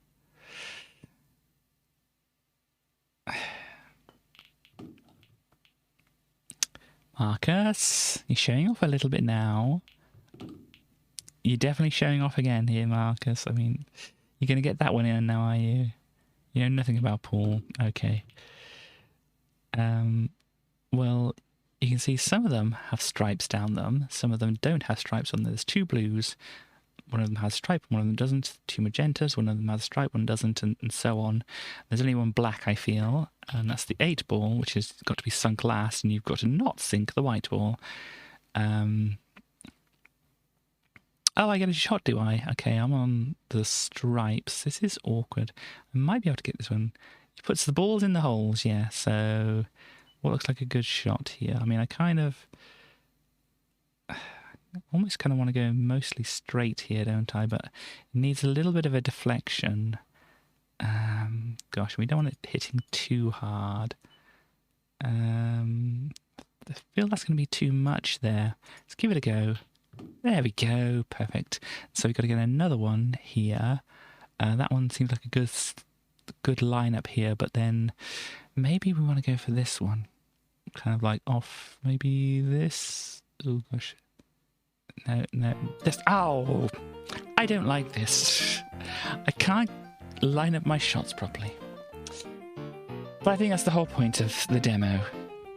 So yeah, maybe we'll have a proper look at that at some point, but it just does not want us to play the game at the moment, it seems. So, here we go. Yeah, this is the information about what you do here. Garvik Homeworld is an unfriendly place filled with life-threatening hazards. First, walk right and pick up the fast food container. I did not see a fast food container anywhere. Now go left and push-pull the largest of the air vents on the left. If you disconnected the filtration system correctly, you are sent back to the planetoid you started on. If you got it wrong, you'll meet a grisly end. Okay. Back on the planetoid, you realise you've been ejected from the ventilation shaft with 3 pieces of garbage and a very handy mirror. Pick up all 4 objects and head back to the service duct so you can leap back on to Garvik Homeworld. Oh gosh, wrong thing. When you get back to the service duct, follow the path leading north-east back towards the screen where you found the ventilation ducts. From there, head north and west to progress to the next part of your quest, where you meet a friendly robot. Oh, there's more, apparently. But, you meet an actual person as well, it seems. Or maybe they're some kind of replicant or whatever. The gorgeous, pouting Sylphina, oh dear, appear through the video comm. And, yeah. Regard robot kill Sylphina, oh dear. Attack the keypad with a metal bar. Well, I didn't get to that part, did I? And Fast and Furious game. That's a nice way to say it. But yeah, not the last mistake that Team 17 would make, it turns out. God damn it. Freaking NFTs, huh? Anyhow, yeah, I've got Frontier Elite 2 here, which apparently is buggy. I played it, wasn't very good at it, as I said before, but I don't remember it being too buggy so much. So, top special offer, Lebbings $13.99. Nice.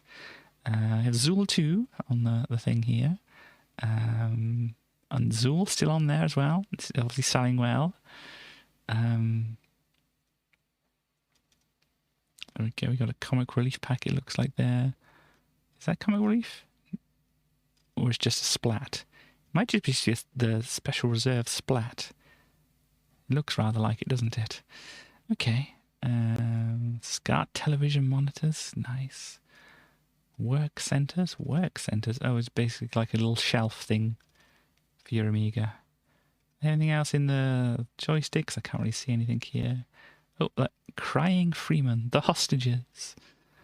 Only $8.99. I feel like something's missing here.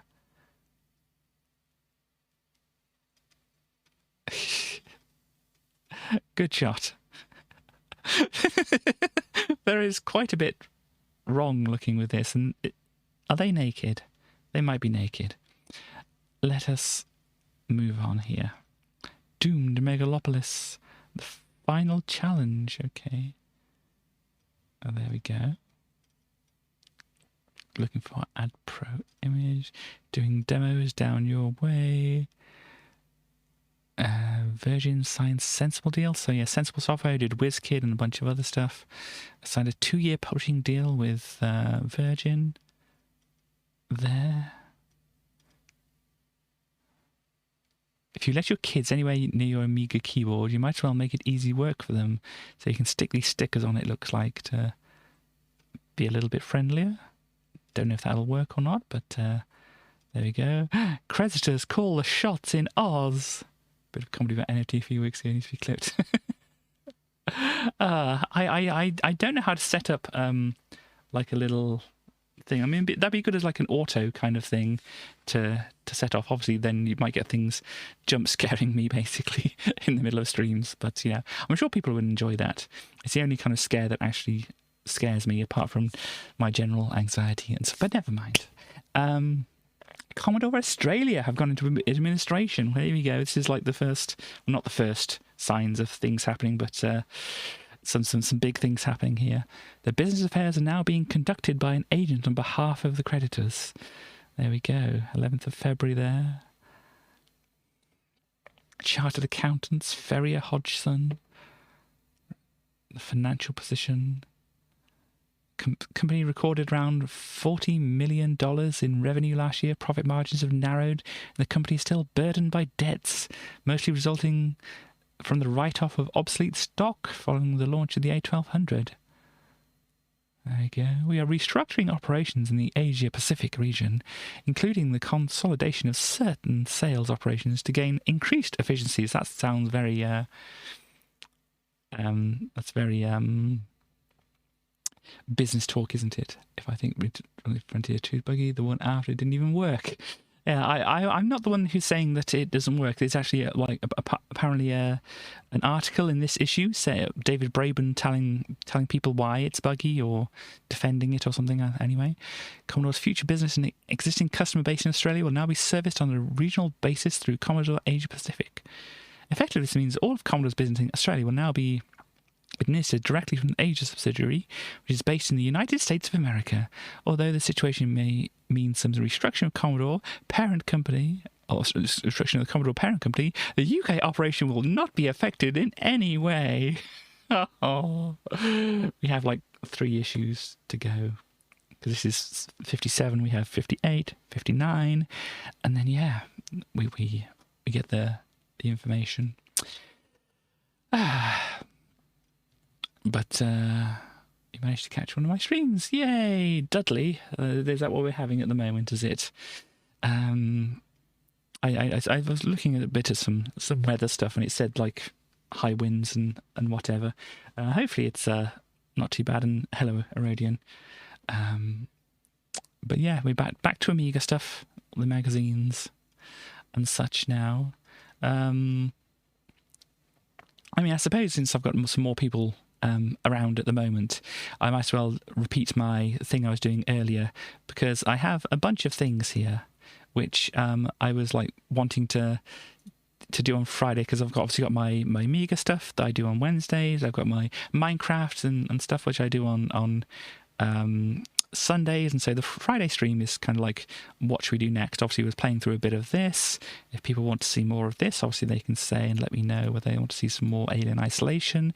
We also have other options. We have some more of the Super Metroid randomizer thing here, which I'm going to pick an easier one to do next when I do get around to it. Maybe on Friday, maybe not, depending on what people think. We have this cute game about a spider. It's a cutesy spider, so if you're not too fond of spiders, hopefully this is okay for you. I've talked with West, who is not fond of spiders, and they said that they're okay at least with this. So hopefully this will be a good one. But you swing around on webs and stuff like that, and attack or get attacked by a big bird. Here we also have Superliminal, which is a pretty neat game. I might as well play. Oh gosh, shh. Wait, shh. Okay, I can't skip ahead without it playing things apparently, but apparently it's scarier than I thought it was, or something. I don't know. But so basically, you pick up things and you move them around, and then they kind of change size because of perspective and distances, and things further away are bigger and stuff like that. So you can increase the size of this bouncy castle a bit and then go inside it apparently, and you can change the size of these chess pieces to be the right weight. Oh no, okay, maybe not. They do other weird stuff as well. So yeah, I've got a general idea of what this game is slightly about, but this is available on Game Pass. It looks an interesting game. We might have a look at that. We have the Legend of Zelda: Link to the Past, which I've never properly played, which is, it's basically this, which you probably know about, and so I want to have a look at that at some point. Also, we've got the rest of the Half-Life 2 episodes to go. And we've got The Lost Coast, which isn't on this list, probably because it's a free one and you can't buy it or whatever. But then we might have a look at some of these other Half-Life ones, like the original, and then the two, not TLCs, whatever you call them, 2 other missions that you can do here as well. there. And also, I feel like I've been neglecting the BBC Micro stuff as well. So I can also, sorry about the flashing that happens here. Obviously, it's the website. I can't really do much about it. But yeah, we've got a bunch of things which you can do, like basically exploring BBC Micro Game stream as well. But I'm just kind of like looking for information about what people would like me to do on Friday. If not, I'll just pick something myself. But if people say, oh, I'd really like to see you do this, or I'd really like to see you do that, or whatever, if you have no opinions, that's fine. I'll just pick something. But yeah, the options here are the Alien Isolation, carrying on with that, some Super Metroid Randomizer, this cute little spider game called Webbed, this game Superliminal. We also have Legend of Zelda, Link to the Past, the Super Nintendo thing. We have Half-Life 2, carrying on with those ones. And we also have some BBC Micro games and stuff like this. I won't click too many things because it's going to flash again, whatever. But yeah, we have a bunch of games we could look through there. Also, something that's going to be probably coming up on the stream. I have to buy them for me and Starly. But we will be looking at this escape room simulator game, hopefully in the future. Quite fancy buying that book. The book. Sorry, I'm lost here. Oh, right. The BBC Micro book, I'm guessing. I haven't really looked at that so much. Icon book. Yeah, I have not looked at that. But yeah, it's basically a bunch of escape rooms which you get to look through. But let me have a look at that, just to see Acorn World in Pixel, the visual games history of the BBC Micro and Acorn Electron. Over 150 games, over 470 pages. Yeah, Making of Elite, Exile and Repton. It seems like a neat book to get, but I don't. Released November 2020, so it's available for a while. But yeah, I haven't seen it or whatever, or I think maybe I've been shown it in the past, but I haven't really looked at it. I will show you some information about a book that I did order, and I should be... Oh, that's the wrong one. Hang on. There we go. No, that's not... I'm trying to get away from that so I can actually look at the thing here.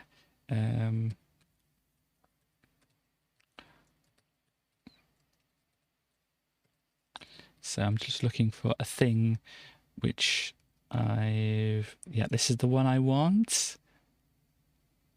So I will show you. I have backed, and I've got the PDF version of, and should be receiving the actual book soon when they post them out. This colouring book of retro computers by Neil Thomas from the YouTube channel RMC The Cave, which used to be called Retro Man Cave, I believe, but obviously they've steered away from that a little bit. So we have this book which has been created, which obviously has a bunch of old computers in. You can see basically these outlines of some various things. Oh, I can't really easily zoom into it. There we go. So there's got a few different ones. Do I recognise that? Looks like a ZX Spectrum over here. I'm not sure of these other ones. I think I've seen somebody with this one that might be a Commodore one. Is that a PET? It might be a PET. I'm not sure what this one is here. But yeah, basically it's a colouring book thing. I've got the digital colouring book. I've already been able to download that. But now I'm going to obviously get a physical one as well, as I say, through the post. So there we go. These pictures were created by this person, Stu Cambridge, I think his name is. I think it's said at the top here. Yeah, on the thing, illustrated by Stu Cambridge, who is apparently part of... Was it Sensible Software? I can't remember, but it's one of the famous Amiga game studios. I think it was. That's where they were from, but I can't remember where I saw that mentioned. But yeah, I don't know if you've maybe seen the YouTube channel, but it's basically a lot of old retro tech and stuff like that, and they've been building like a game museum and stuff like that as well, which is pretty neat. Which, you know, obviously when it's not, as Starley says, plague times, then maybe it'd be a nice thing to go and visit to see all this. There's also, I might as well look at it. Is it museum? Gosh, I don't remember what it is. There we go. The one from, gosh, look, Mum, no computer. Museum is not obsolete. This is also a fascinating looking place to go and see various old tech and stuff like that. But I mean, they have had some open days and stuff like that, but it's just like, it's still, you know, plague times and whatnot. But there's a lot of very interesting stuff. He's got a whole telephone thing set up, telephone exchange set up, and a bunch of other interesting other technologies. Not all phones, but obviously it seems like he went down a kind of rabbit hole with phones and stuff like that. But yeah, a lot of other things. The only other time telephone, you get to, if you go to this museum, you can go to the different places around Half Gem. I'm not sure what that is in relation to, if you can explain at all. But yeah, there's a lot of things like a cork thing here. There's a bunch of other things like a 7-segment display, and it's a very interesting thing if you're interested in old stuff. Plague time. Okay. We're kind of half Germy. Okay. I guess that's what you're saying. But yeah, this is where I picked up the things from this, like, everyday electronics from before, and this is kind of where I saw this magazine on Half Term. Oh, I see. Sorry, I'm way behind with that. But yeah, a lot of old vacuum form display. I was going to call it an LCD game, but it's not an LCD game. It's a VFD game. So if you remember the LCD games, this is what would have been the, I don't know if the more technical version or less technical version of it. But yeah, there's a lot of interesting old technology, like a Game & Watch thing. Apparently this is a Russian copy of a Game & Watch thing. And there's a lot of very interesting things on here. I'm getting very sidetracked here, aren't I? But yeah, I have ordered this, and I got the PDF version of the full version of the book. I am waiting for the delivery of the actual thing. And yeah, this is where the cave is, from the YouTube channel, and it's a very nice place. They are in, I think it's in Gloucester. Yeah, Gloucestershire, England. There we go. It's a wonderful looking place there, and he's been setting up a retro computer exhibition, as he says here, with a bunch of old computers. A lot of things that are very, very interesting for a Katie. Anyhow. We definitely got very sidetracked. I'm seeing nobody specifying anything that they would really like me to see or like to play on Friday. So if nobody really has any kind of idea, I will just pick something. But I was giving people a chance to say what they might want to see, just in case anybody was really, like, you know, desperate to see anything in particular. Let me actually put my controller away. I won't need that now. So he's balancing it on me. It's still falling over slightly. Your most interested in Superliminal. Yeah, that's an interesting one, which I think I would like to... Obviously, I would like to look at all of them again. The one I'd least like to look at... take this as like not a you know, oh, I really don't want to play it. It's just like the one I'm least interested in is Alien Isolation, but I know that other people are enjoying or have enjoyed watching me play that. Sorry, Englishing. Anyhow, but yeah, the other ones I'm kind of like quite interested in getting done, because I keep getting things on my YouTube channel. Let's actually pop over here to YouTube, not YouTube. YouTube. Thank you very much. You can search other horror games you might enjoy more. Cool. If you want to pop it in, like, Discord, because obviously I'll probably be able to see it a bit more easier there. I know it's called the Future Games Warehouse, but, you know, it's not necessarily I'll play them, but it's a good place to drop any suggestions and stuff like that. Maybe I'll have to rename it or something like that. So let's look. Katie Rosie. What? Oh, Katie Rose. I was wondering why I had Bay after my name. No. Me. Here we are. So yeah, that's a lot of me. If you're seeing me today, here we go. There's some pictures of me here. A little bit of animation of me there as well. Cool. I'm very rabbit holing at the moment, aren't I? What was I going to here for? I'm sure there was a reason. I'm sure there was a reason I was coming back. Oh, that cool little top there. But why was I coming over here? I don't know. Maybe I'll remember. Talking about views.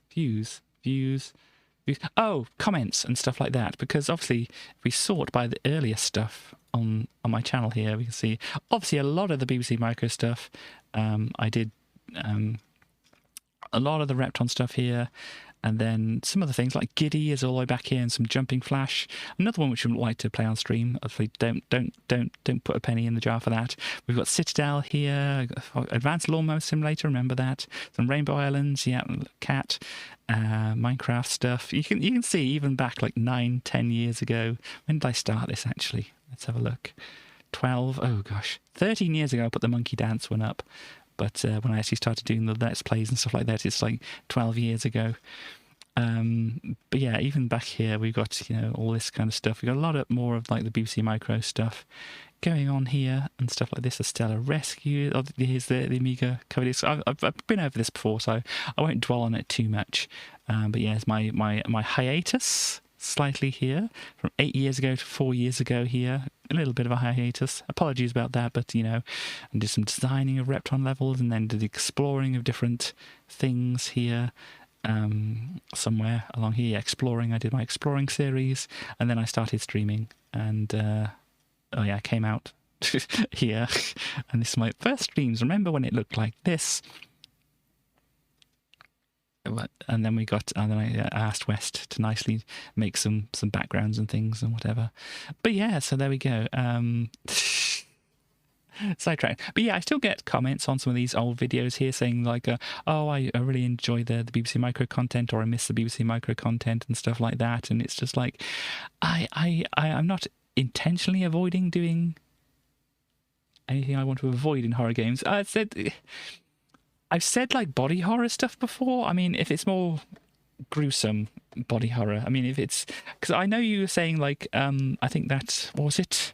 Carrion? That game was kind of like, when you played it, when you were streaming, remember?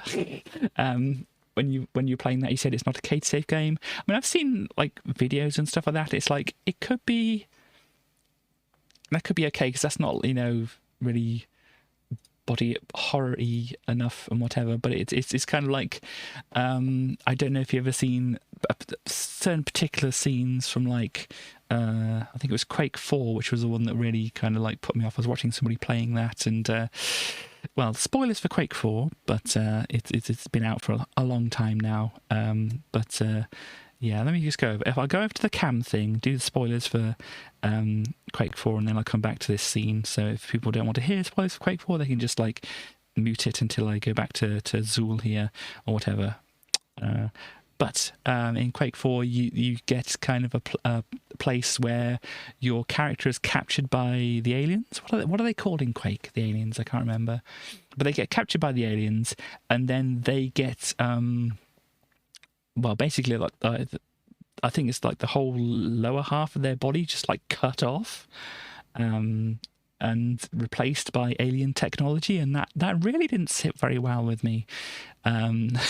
Just the whole kind of thoughts of that, and I don't know. That wasn't so great to see. It wasn't. I don't know how graphic it was, but it was just rather unsettling for the whole. Nope, you are being transformed into an alien war machine kind of thing. I mean, it's kind of I mean, I suppose it's kind of understandable that is, whole, transformation thing would be kind of, in some ways the wrong transformation would be unsettling to me. But obviously I didn't realize anything about that at the time. But yeah, it was not the greatest kind of thing. I think that's the only thing that's really got much of a huge. I don't think it was like a huge reaction, but the biggest reaction that any kind of horror part of a game has gotten out of me is that game with that scene of your character being very involuntarily modified into a alien war machine kind of person. But yeah, let's go back to the browser. I've finished talking about Quake 4 now. But you can imagine that was not necessarily the greatest kind of thing. But I think anything else would be, kind of okay. But anyway, you have Zool on here. There's this Empire Suffer Roundup 4 astounding games, their forthcoming award winners gold compilation. So you can get Zool, Sensible Soccer, Elite and Elite Plus, and Jimmy White's Whirlwind Snooker all together for $29.99. So yeah, the Tim Smith column. Who the heck is Tim Smith and why should I care? I'm not even going to look at it to find out. You have Pixel Perfection from Art Expo, held in Rome. So successful, Italian organisers Technopolis have decided to hold a second one in December. Cool. A contest in graphics 2 and 3D musical works in real time. There's a new section on graphics workstations. That seems like a neat thing to look at. It, old state of the art tech being used for art things and stuff like that. But Lemmings 2 here. That is definitely Lemmings 2, but it says Lemmings Chuck Rock. A comic book things. Okay, so apparently there's a comic with lemmings and things, as well as printed by Sega Tendo characters like Toe Jam and Earl. Okay. Look. Nothing But Amos, the bi-monthly Amos dedicated magazine, is now to be distributed by 17-bit software. Yeah, I never got any kind of these mail order, subscription things or whatever. But some of them look interesting, at least. Industry adopts self-regulation. Yes, I remember seeing these. Are these still on things? I think some variation of these things are still on things, aren't they? But yeah, it says, following months of sensationalist coverage in the national press on the potential effects of video games on young people, Elsevier has announced a system of self-regulation aimed at preempting potential government regulation of the industry. So from March, all computer games will carry a sticker giving their suitability for 4 different age ranges. But yes, I definitely remember seeing this, especially with this CRT character. I mean, that looks like a West creation in a way. A CRT character saying who it's suitable for. There we go. The Great Amiga Games swindle. When you plant your pounds in the computer shop counter. Funny little guy, yeah. In exchange for the latest Amiga game, you're getting a fair deal, or is the industry ripping you off? Well, it's... Yeah, anyway. Let's not get into another sidetrack about... various things that software or games industry does. Anyhow, how the recommended retail price of an Amiga game is reached. All this goes to the software publisher. This goes to the retailer. That's a big amount going to the retailer, really, there, isn't it? And that's VAT, and this goes to the distributor here. So there we go.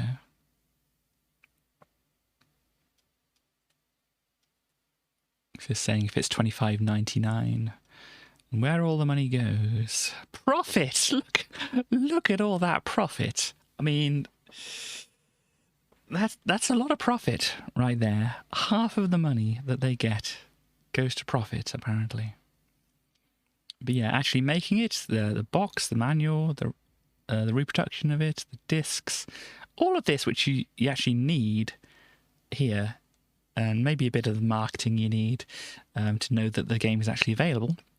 But all the bits you actually need here, and then all this other stuff. All this other stuff.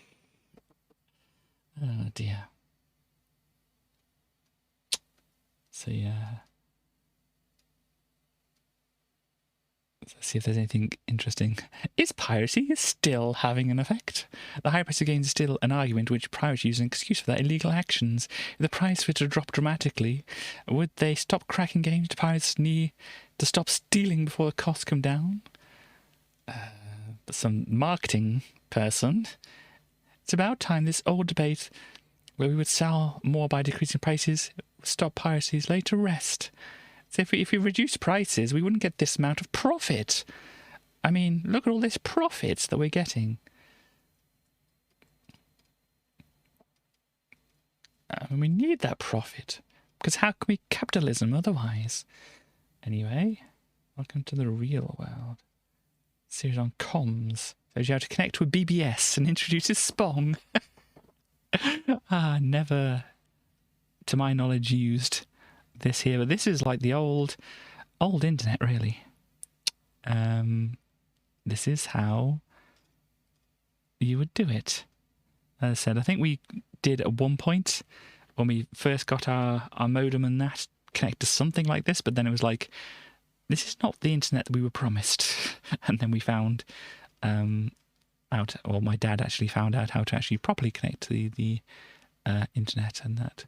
So this magazine has been voted Magazine of the Year by people working in the games industry. Do you want to know why?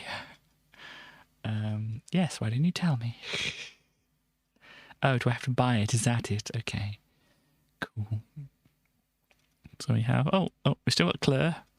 Still got Claire here. The best thing about spring, says Claire, is that everything is so fresh and frisky, and the little bunny wabbits hop all over the green grass of home, our home, where the girls are sweet as buttercups, gently swaying in the morning breeze, where the boys shining like a What is going on here? The boys shining like a fireman's bell run half naked across the fields, their bodies glistening in the air. Who wrote this? I'm sure it wasn't Claire that wrote that. Anyhow, we have Stardust. I think we had a demo of that, didn't we?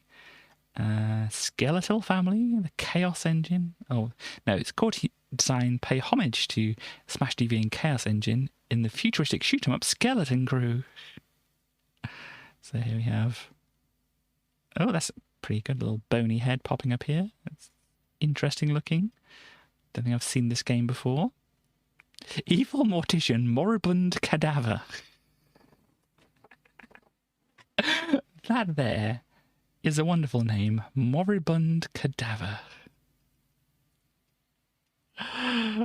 Dead ink. Oh gosh. Really just hitting that nail straight on the head there, aren't they? No beating around any kind of bushes. It's like, yep, we'll call our baddie, you will die Dyson, or something like that. Is that Bubble? Oh yeah, we saw this, didn't we? Bubble and Squeak. Saw that before. Rugby league coach. Oh, be still. I don't know. But yeah, Body Blows, which Team 17, unfortunately. Another one which I want to get into at some point. You can put a thing in the jar if you want to for that one. Yeah. It's slightly soured now. It's all gone sour, as Judas said. But anyway, it's Team 17. But I still want to look at Body Blows, because, this is Neural World. Interesting. Aims to simulate the functions of the human brain, with you controlling strange creatures as they visit the various bits of grey matter. Interesting. Benefactor is a flashback-style puzzle platformer. Features lemming-sized sprites. Interesting. And program Blitz 2. We saw Blitz Basic before. Centre Court. There's a Wimbledon game there. Mega Race. Interesting. Total carnage. The next big thing? Maybe, maybe not. There's some interesting stretched faces. What does this even say? General Akaboob is a nut. Your next door neighbour looks like this. I have no idea what it's saying there. Baby Milk Factory. Oh dear. Oh dear. Okay, maybe this is not great. And yeah, there's, well, that should satisfy you at least, Chaos. It looks very America. There. But anyway, once again, Frontier 2 down there on beneath the Skill Sky. I think we saw that before. Braben's Bugs. Right after the advert for it, 96%, 97%, 96, 90%, 9 out of 10. Braben's Bug, payback time. You waited 5 years. Hang on, where's that thing here? Move it across slightly. You waited 5 years for the sequel to the famous space trading game Elite. But when Frontier finally arrived, it was bugged. Richard Bagley met up with programmer David Braben and put some of your complaints to him. Here we go. Copy protection. Distinctly confusing system of picking a letter from a word on a page which was not helped by the omission of any instructions in the manual. The problem is you have to type in a word from a specific point in the manual at various stages of the game.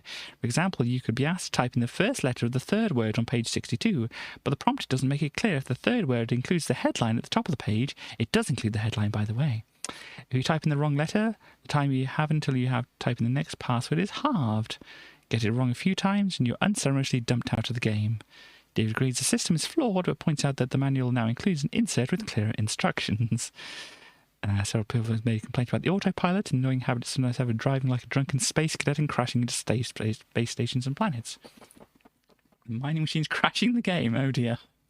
I remember, as I've said many times, starting, with my eyes fresh and gleaming, or whatever the right way to say that is, with my ship and maybe buying a few things to put in my cargo, setting off, going through hyperspace and whatever, and just going towards a planet and then getting towards the right solar system and then setting a course for the planet or the space station and putting my autopilot on, and then it's like autopilot drops out and then it's like, oh no, you're being attacked, and then it all went bad. I was not good at that, and not being good at that didn't help actually play the game, as you can imagine, because I never actually got to deliver my stuff to the stations. So I'm hoping that Elite Dangerous is a little bit better at that. If I don't start any fights, hopefully there won't be as much problems. But anyway, I'll find out when I actually find out. So the assassinations are the most important part of the game. However, sometimes an apparently successful assassination trip is greeted by a curt message about shooting the ship but missing the target. This isn't a bug, it's a feature. Oh, if the ship is on tarmac, the target will get on board only shortly before it takes off. Yes, if you shoot it before they take off, there's nobody on board. But other bugs, screen display and the bulletin board becoming corrupted, and your ship being destroyed while paused. You've done 3 bug fix revisions. None of the bugs are serious enough to have workarounds. You get a revised version by sending the original disc. What you had to do, just send off the original disc to the company to get a replacement. Which shouldn't a game that had taken nearly 5 years to write be bug-free? Nothing, no software, no games, ever bug-free. Most of these bugs require really obscure circumstances, like looking at the bulletin board or pausing. Anyhow, where are we now?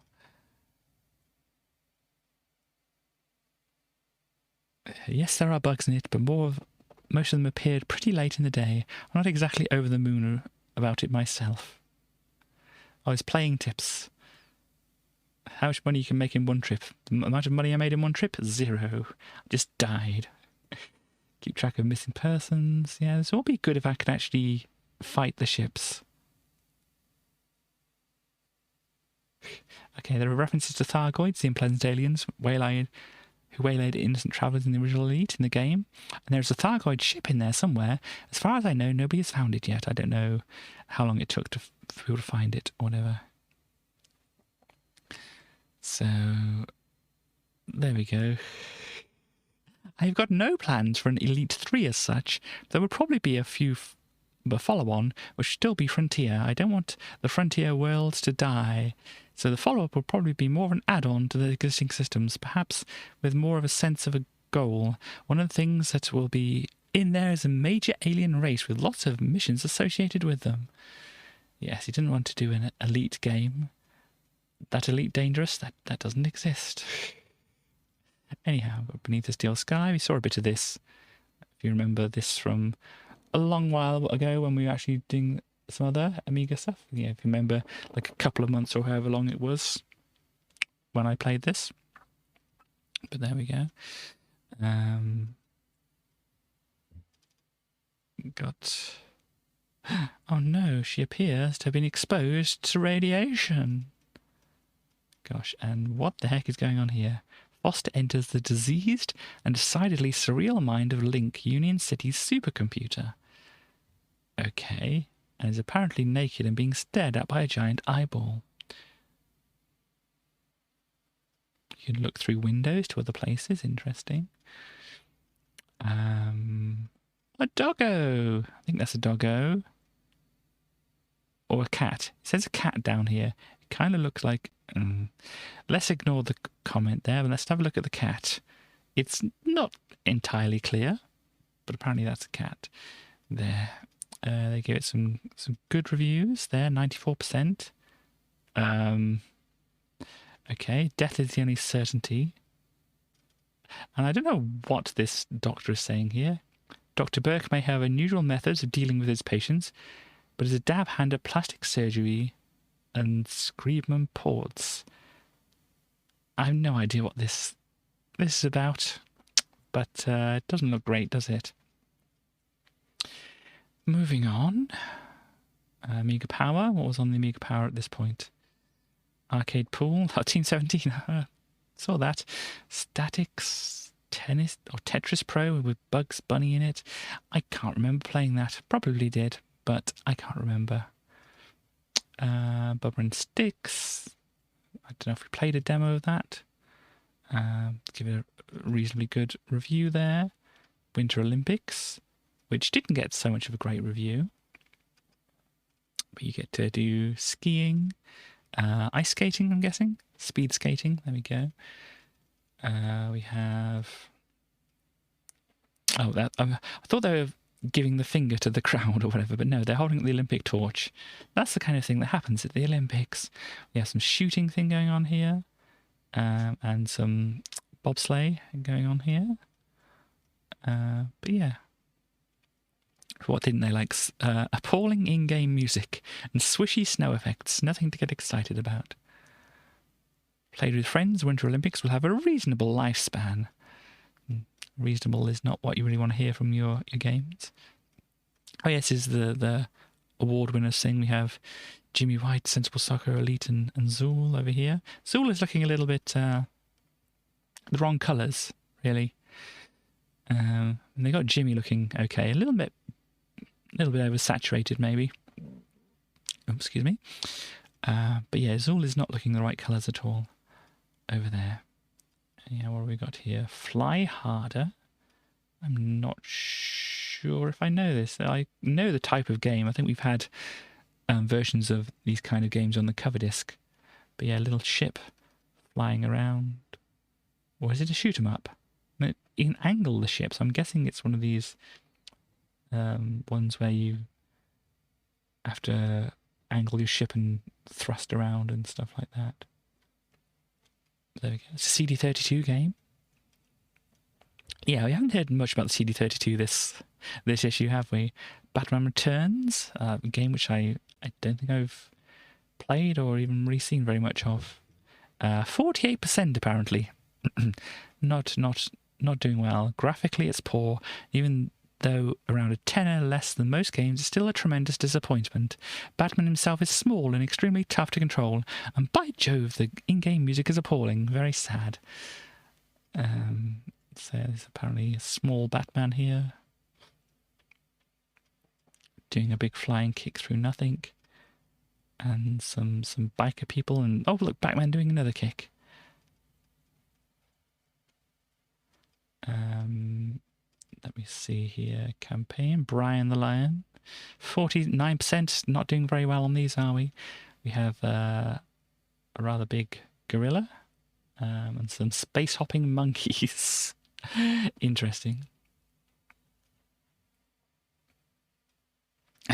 Apparently I was supposed to be amazed by the stunning SNES Mode 7 style graphical effects.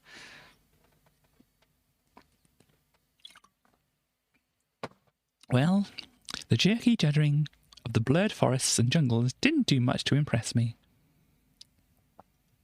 Well,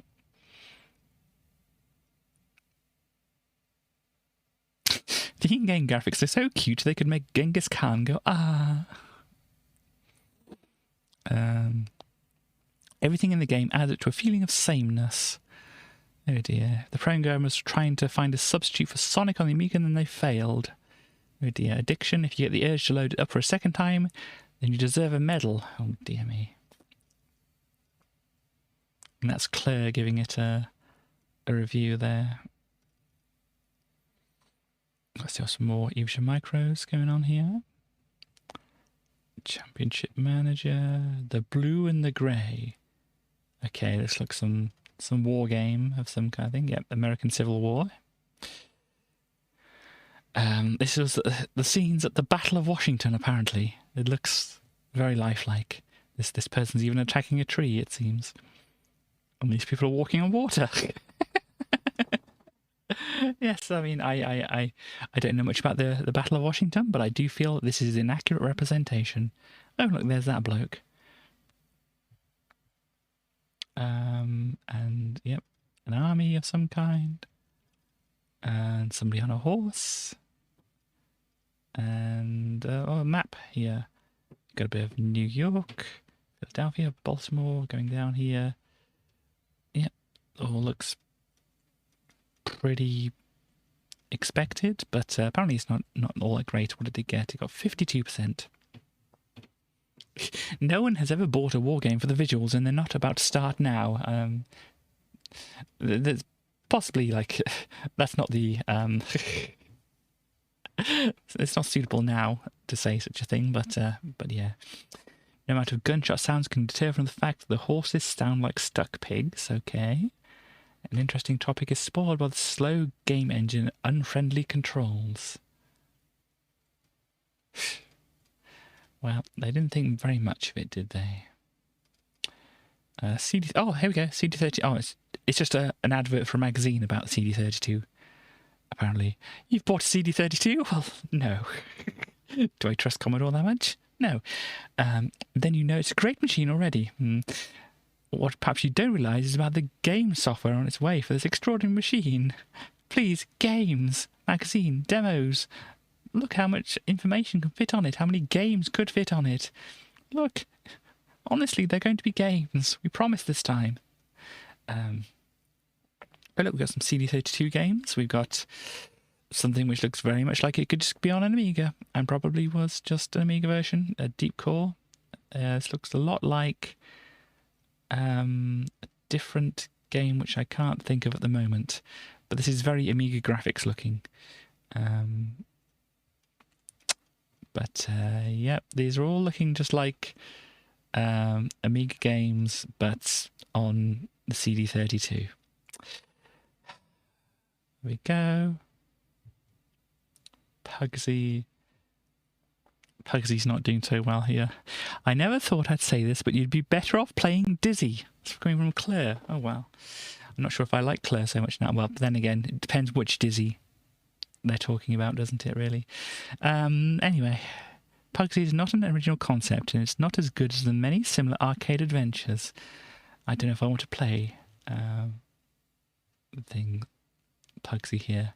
What does it say? It's very similar in gameplay style to the Dizzy arcade adventures, and they were particularly dull. Another problem is the game is its gameplay is so slow because you have to use the fire button to pick up or drop objects, hit the space bar to instruct our little hero to use an object. Seems a strange decision, but anyway. But yeah, it didn't do so well. oversensitive collision detection and dull gameplay make this one to be avoided. I know about the oversensitive collision detection from, what was it, Little Puff? Which is like, I can't play that anymore. We'll give you the Earth, but the aliens will make you pay a terrible price. UFO enemy unknown. There we go, from Microprose. And they seem to have focused on mainly the ocean here. Don't ask me which ocean that is. I am not very good at my oceans. But this definitely looks like the American continent over here, and as well as Europe and Africa and such. But there we go. Jurassic Park, yeah, we got the good dinosaurs here. Atlantic, thank you very much. I was kind of half thinking it was, but then I didn't want to make a fool of myself. But then I probably already did.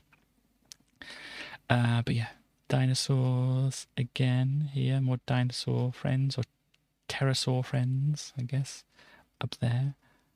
Oh gosh, no, calm down. Katie, you know how to do this. We've seen them before, but it's been a while, so we'll revisit our dinosaur friends here. There we go. With good old Gordon Harwood again. Excellent games. Oh gosh, that makes it difficult to read, doesn't it, here? This compilation thing here. It's, yeah, I see what they're doing, but it makes it very hard to read. So re-releases a Robocod, giving us 91% here.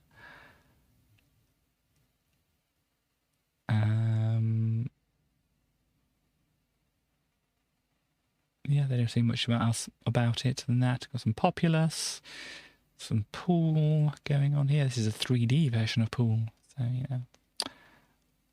yeah. Cruise for a Corpse, which does seem like maybe it's going to be an interesting kind of point-and-click game.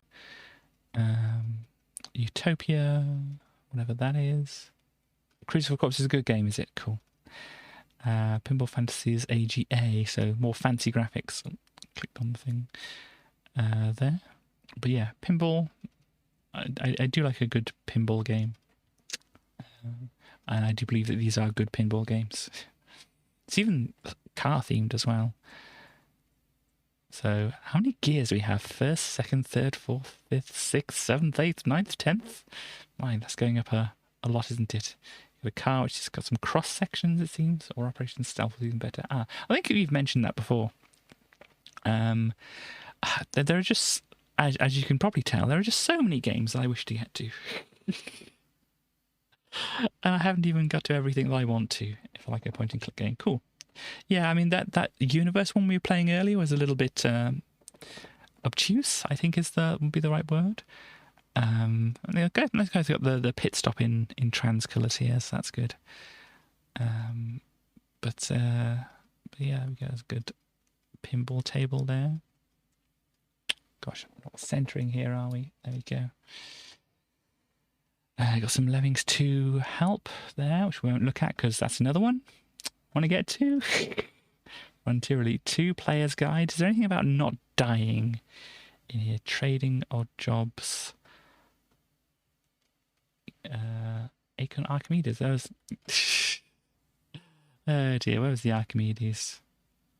Over here, was it? No. Where's the Archimedes? I can't see it. A1200. Is that the Archimedes then? Because I'm thinking like Amiga 1200 is what they would be going for, but maybe it is. I'm not the best at spotting retro computers. Could be, yeah. If you want to do it properly, West. There's always, if you want to be reminded of how many pennies are in there, you can just do the general one. It's penny add, not add penny. Let me do that for you. There we go. Yeah, this is why I've got the jar. It's because there just is so much that I want to get to. There's anything about not dying here. Fill your hold with radioactives, okay. But change the goods you're hauling. Okay.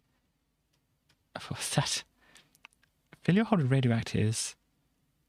Even better if you're in a system where they're illegal, and take them to the edge of a system and jettison the lot. Not very ecologically sound, but it pays. Yeah. It's not got information about how not to die.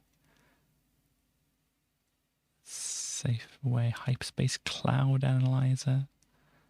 That's for actually attacking people with the assassinations and stuff like that. It's not things that help a Katie here. Let's see what else we have.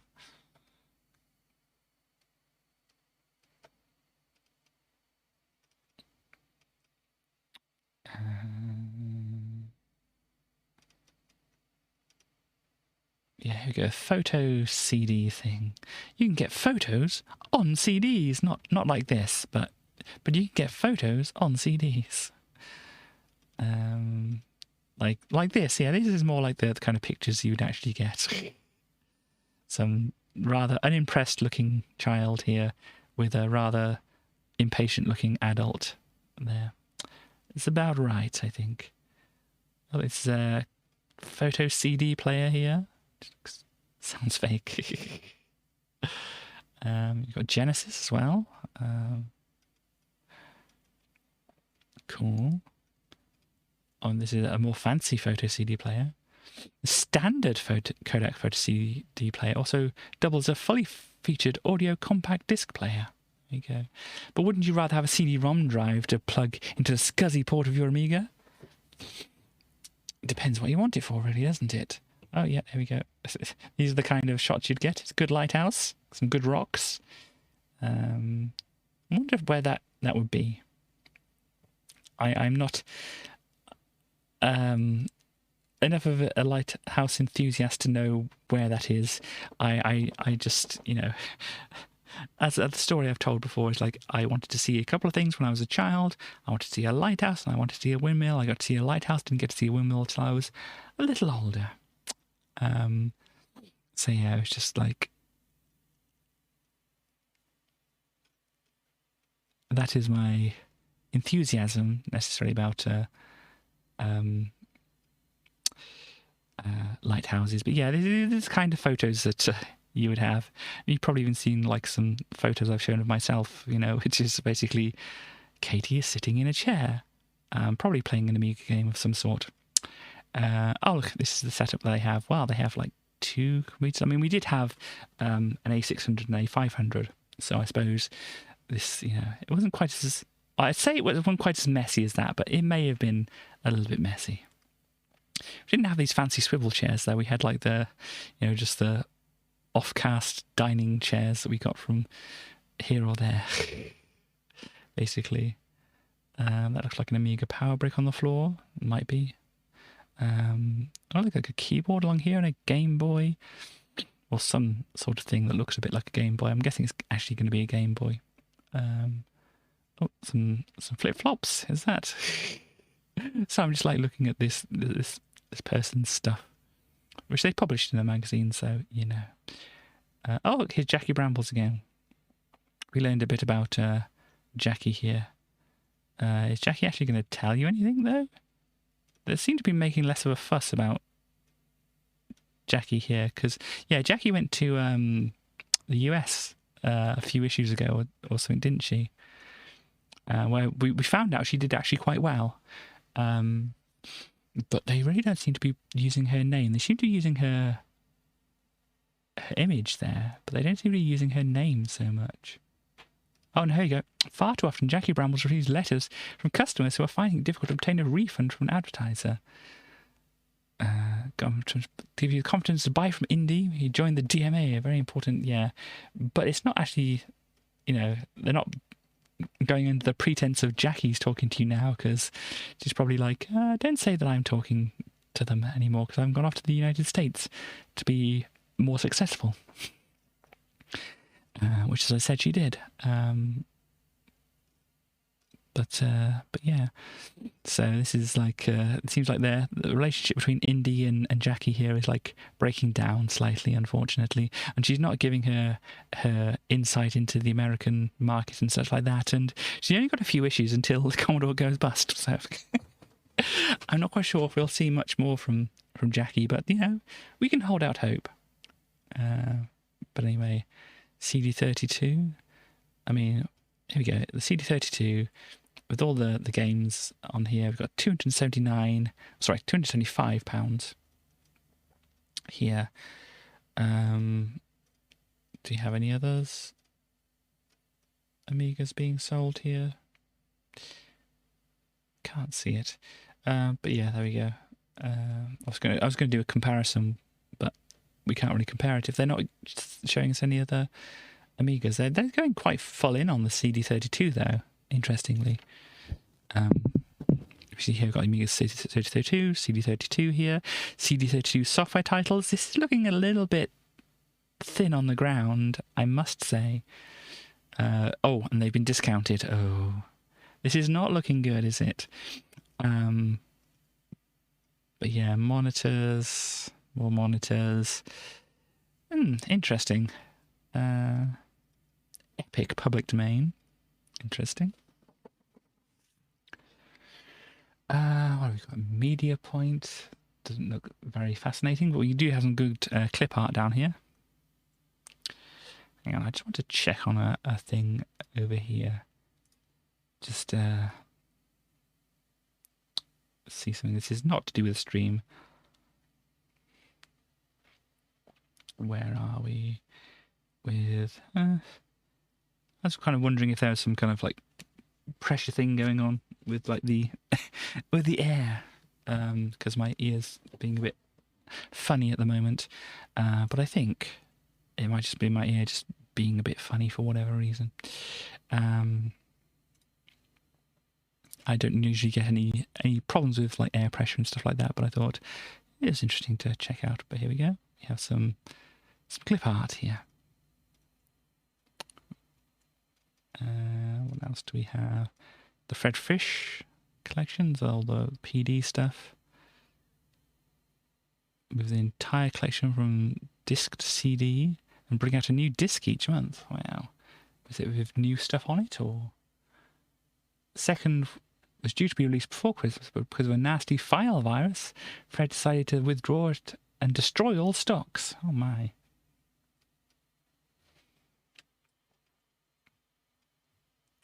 We have 17-bit continuation. What is this?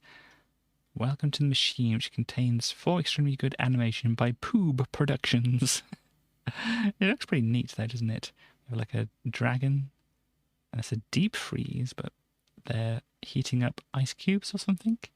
Do not feed. Oh no, poor dragon. We got a bathtub, and we got the dragon head putting water out there. Interesting. So there we go. Oh dear. All of the programs are squashing the same DMS compression program that we use in the Amiga format Coverdisks, so the programs need to be uncompressed onto a blank floppy before use. This means that CDTV and CD32 users who do not have a floppy drive will be unable to use this disk. So there we go. Aminet. Okay. Insight Technology. Radar, what's this? Cold Crease, a water closet, Insight Technologies, and Mind of Information. So we have a gear change lever, control. Oh, this is a bike. Yeah, I can see it now. This is a mechanism for changing the gears on a bike. Doesn't really show very much here, but there's probably just like a cable going through the old coffee coaster. Yeah. But yeah, we've got the cluster of gears, we've got the chain going here, we've got a spring. I feel it doesn't go into the details of how it works, at least in this picture, but interesting to see anyway. Oh gosh, oh no, this looks a bit of an eyesore, but you know, and they're definitely repeating the same issues over and over. You can see this issue is the same as, oh no, this issue over here, there we go, it's the same as this issue, it's the same as this issue, and yeah, we got a bit of a grid going on here with these. But Amiga Shopper adds a new dimension to your Amiga. Yes. I'll try and get away from it. You're an Amiga format reader, right? Well, it seems that we are. This means you you not only own the best machine for 3D rendering, but also one of the best programs that was Imagine. And so yes, please buy this magazine as well. Better protection, yeah, backup tools and stuff like that. Quarterback is probably another backup. Yeah, backup utility it says up there. What else do we have? Future music, anything good here? An Echo Expert. Programming a ray tracer, wow. Good luck with that. I've never tried doing a ray tracer, but I tried doing like just a general 3D program, and it didn't turn out too good. But then I didn't really actually look into how to do it. I just tried to do it from, just trying to use maths to do it. Echo Expert, we show you how to master delay in words, pictures, and sound bites. Yeah, if you have some pictures of it, obviously, I'm quite happy for you to share them in my Discord if you wish to do so. Obviously, don't spam the Discord with things, but if you've got some neat ones, then obviously let us see if you're up to doing so. Peter Gabriel tells all. Let's find out about his latest venture into CD-ROM. My word. Hundreds of second-hand bargains. Okay. Not really promoting very much there, but anyway. Blue Ribbon's one-stop music shop synthesizer card. Discover where it can give you Amiga the sound power you need. Okay. Some kind of sound card. Interesting. Dead with it, yeah. Very interesting to go in. It reminds me a bit of how they might be giants. Have kind of done stuff in the past. Like they were really they hopped onto MP3 and internet distribution really early, and stuff like that. They even had their the dialer song thing where they actually had just a a phone answering machine. Cool. I will have a look at that afterwards, but that is very interesting to know you're doing that. You can't see me giving a thumbs up. I'm giving a thumbs up. But yeah, they might giants used to have like a tape answering machine with some of their songs recorded onto it. So whenever you call up, you get that. But yeah, Transglobal. Cool. Video stage, video titler and effects. There's a lot of this in on the Amiga. There was very much of a popular system for doing this kind of thing. Video master, video and sound digitizer. Okay, so if you really want to have, grainy pictures of people, you can.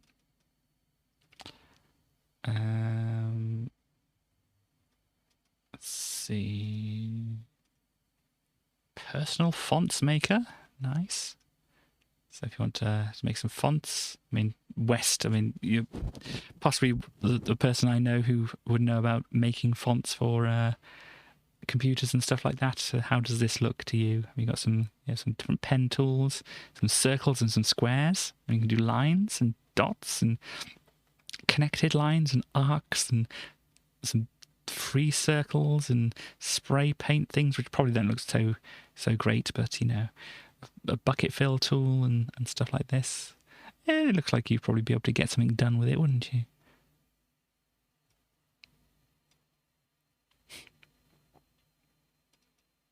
So yeah, if you want to make up a font, that would be the software for you. Edge, not by Microsoft. It's a text editor apparently. Yeah, this is not a browser. Got some, is that C in there? It might be C. Just an older version of a vector program. Cool. Edward, another text editor over there. Amiga repairs. PD update. Let's see what's available. That's Peppa Pig. Looks like a Peppa Pig. C. Okay.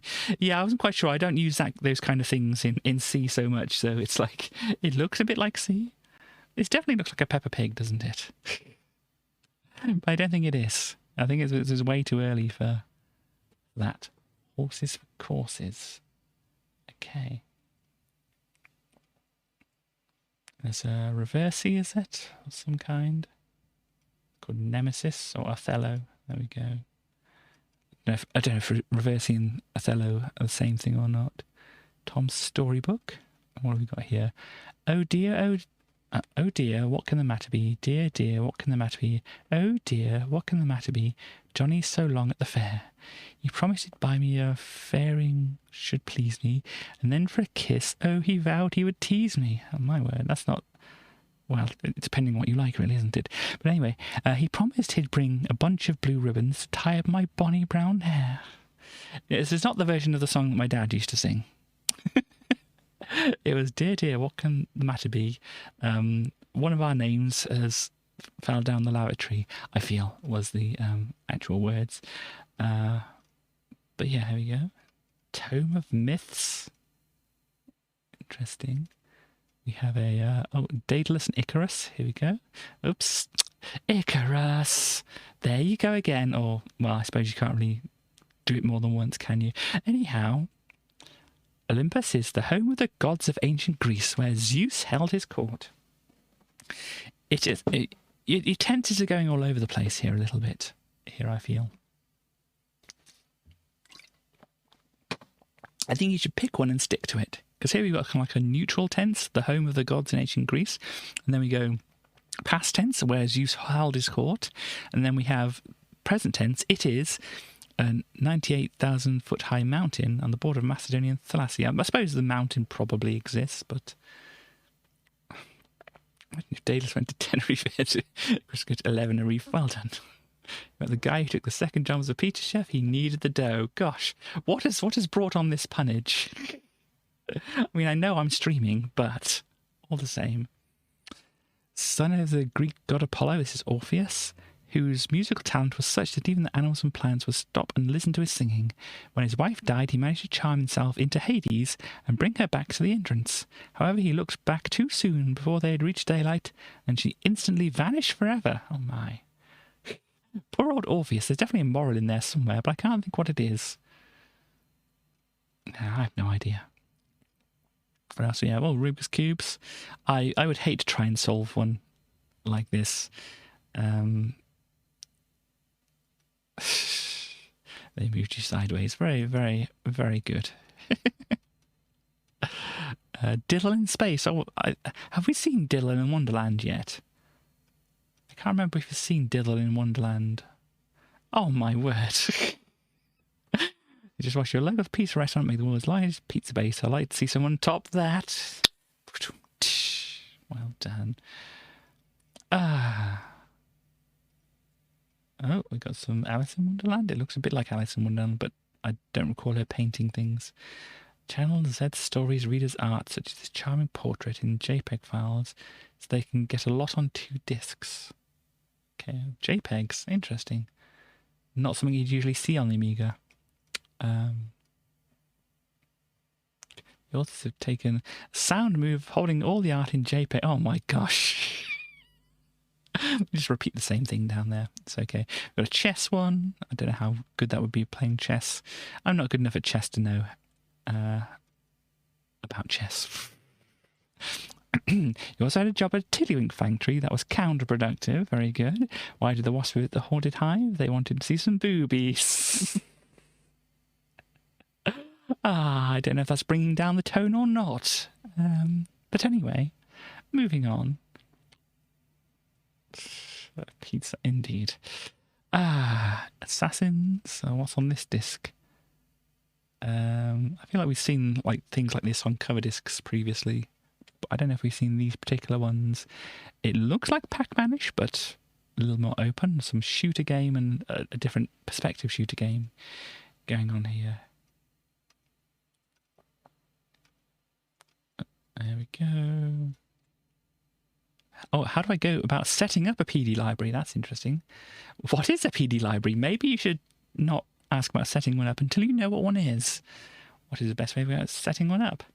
What is a pizza where to smell good? Calcite, yeah.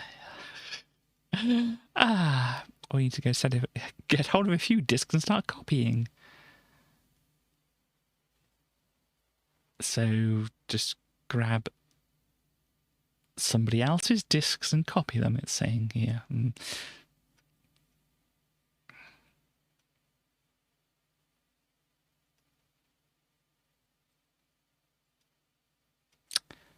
How would people know? A variety of ways. How would people know in the 1990s?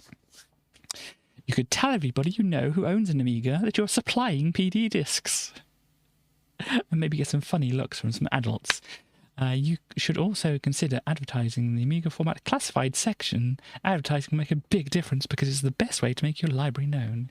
You hear about the hipster who burned his mouth on a pizza, he ate it before it was... very good.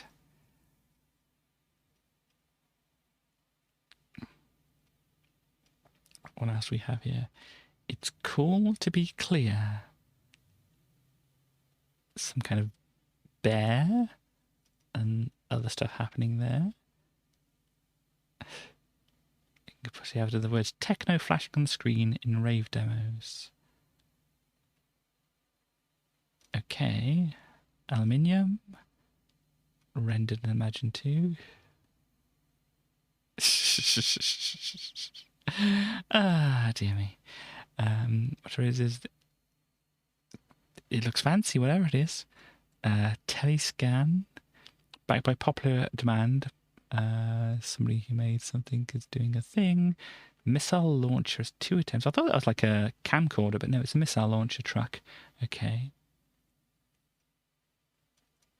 And it looks like it gets blown up. There we go. We've got whatever this is happening here.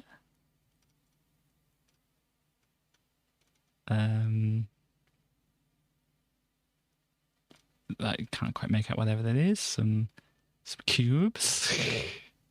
Something going on here. Something that's not in English. But then this is...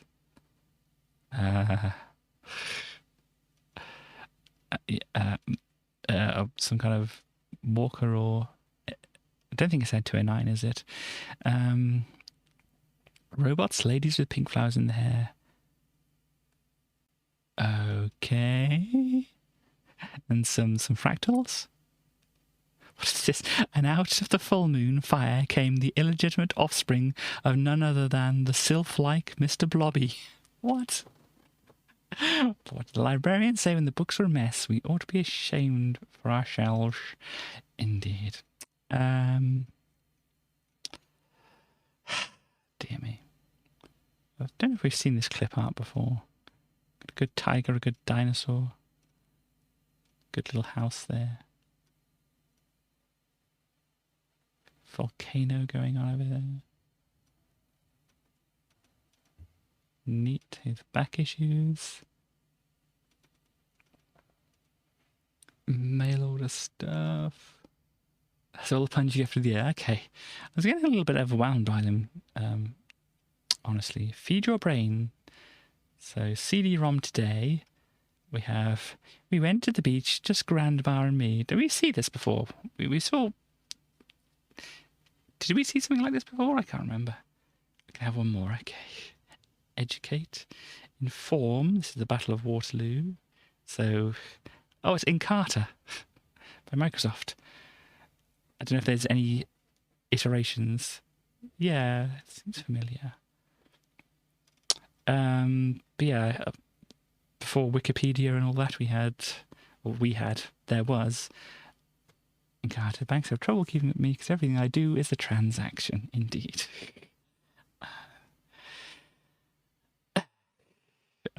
What's it? Microsoft Cinemania, is that? Clap, clap, indeed.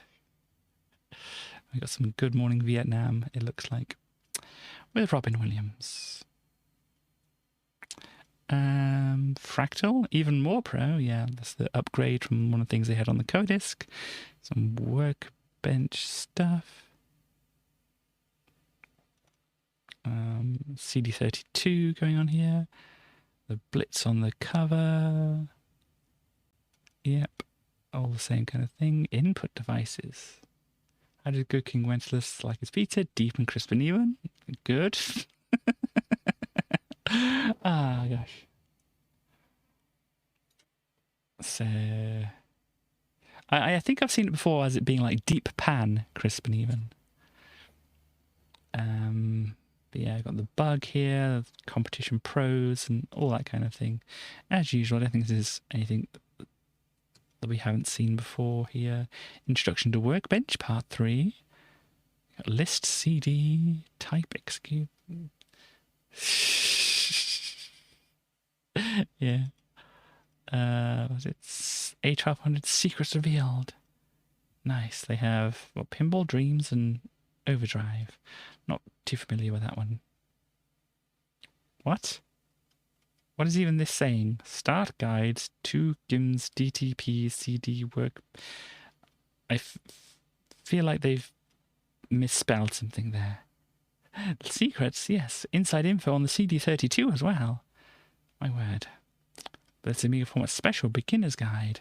I don't know if I have that available to me. I have some of the specials available. I'm not quite sure if I got that one. Blitz Basic, get some more Blitz stuff. I feel these are just out of the manual for Blitz. How to Optimus Prime power up in a Transformer. Good one.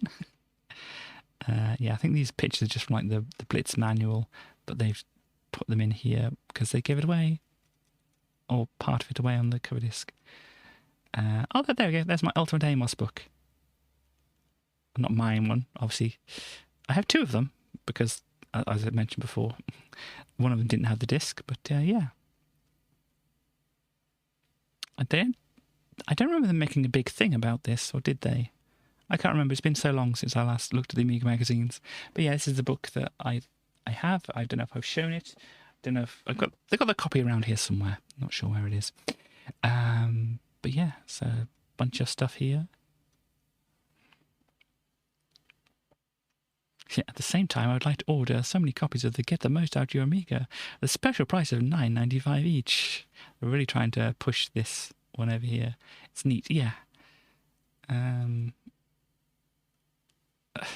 Bots one. Okay, I get it. Took a little bit, but I got it. Get to grips with Imagine. You too can turn an apple into an orange into a banana and do some weird morphing thing if you really fancy doing so. Oh gosh, what is happening to this Triceratops over here? Morphing to a new warped state. That's a very fancy paint job on there. Okay. Well, that's certainly a thing that's happening there. If I showed Tracy that, she might be a bit like this.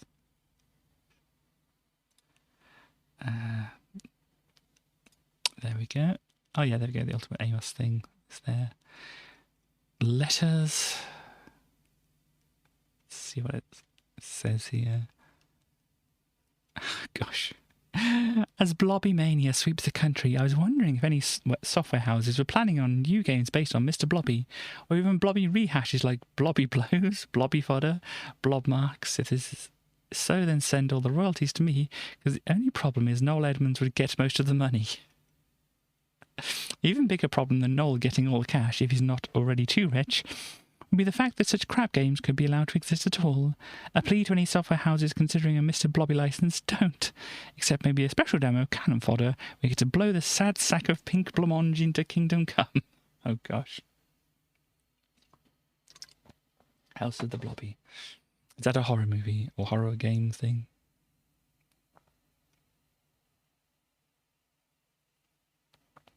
What else? Does anything look interesting? We've got some pictures. Everything else across here? No. We have Crashing Spaceship, which is a pretty good fire blobby isolation. Oh gosh. I don't know if there's a mod for it, but that would be too frightening, I feel. Oh dear. Anyway. So yeah, a bunch of other stuff here.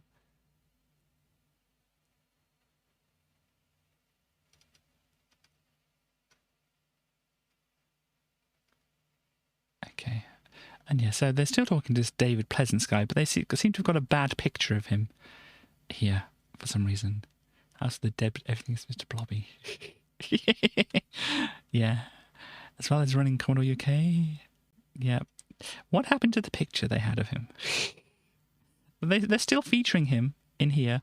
I wonder how many more issues he will be in, especially after, the fall of Commodore. Pattern in HND and computer graphic design. Lord Commodore fan. What advantage has the A4000 over a PC? Seems everything I can do on a A4000 I can do on a PC for about £500 less. Well, how is the new RISC technology going to affect compatibility? Indeed. Thank you for your questions. Amiga's multitasking is apparently better.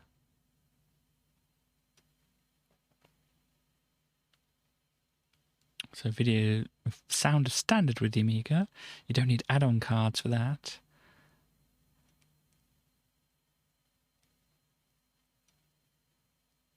There we go. Please pull your finger out and get the A12 and A4000 CD32 drives out now. What? Wake up and smell the coffee, Commodore, before I am forced to initiate a hostile takeover. Yeah. It's like, how do I be a Commodore fan? Like I've been touting to all my friends and relatives for however many years and saying that they were the best, and still feel like I'm getting my money's worth from it. 400 drives. Well, probably available late spring. It's a bit late for you, I feel. Oh gosh, more about piracy. Didn't they say? Wasn't it this magazine which said they weren't going to talk about piracy anymore? Did I remember that right? Was it Amiga Format that said that they weren't going to go into piracy anymore? But yes, I am 12 years old. I've had my A1200 for about 5 months, and before that I had an A500 Plus for about 2 years. I've always had some pirated games, but I've never really thought about the damage I was doing until I started buying Amiga Format. Now I've copied over all my pirated games and started to save up for new games. My word. I've seen the light. Ah, dear. If software houses added a few good stickers or even a poster to the disc box, it might tempt more people to buy games. And it's like, why I need the pirates? Okay. I use pirated software because games are too expensive, in the sense that if I buy one, I think it's an absolute crock when I get home. I can't take it back to the shop and get a refund or swap it. If I do, I'll be damn near accused of copying it. Also, 99.99999% of shops won't let customers try out the game. All they want is our money. I'm not advocating piracy. I'm protecting my own interest by not being ripped off.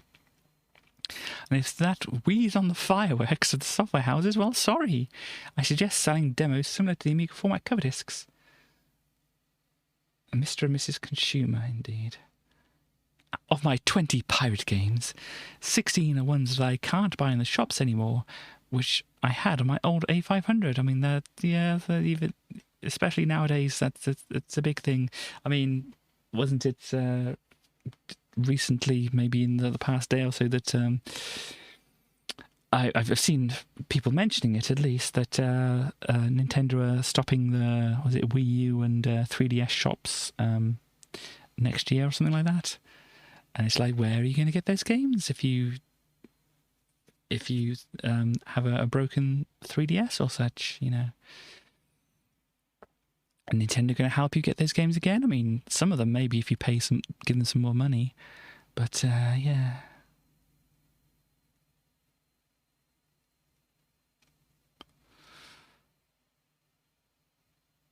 There's a 13-year-old who gets £5 a week. I cannot afford to buy £30 games for my A500 Plus.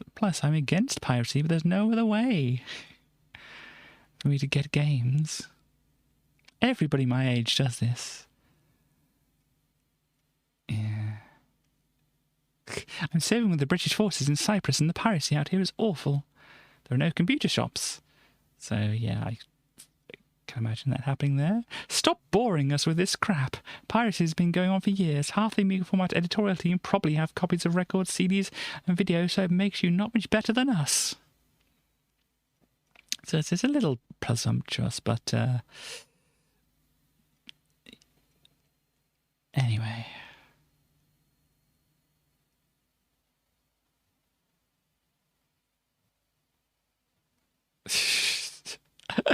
Oh gosh, ever since the days of the 48K Spectrum, I've had people practically queuing up to offer me hacked and cracked copies of the latest commercial releases. Where were all these people when I was, well, where I am now, but especially when I was at school? Where are all these people who would be queuing up just saying, I have all these cracked games, please, have them, they're spilling out of my pockets. I sympathise with those who, like me, succumbed to temptation. Condemnation won't change their ways. It's re-education that's needed. Oh, gosh. They were to wipe no fewer than 96 discs. Oh, dear.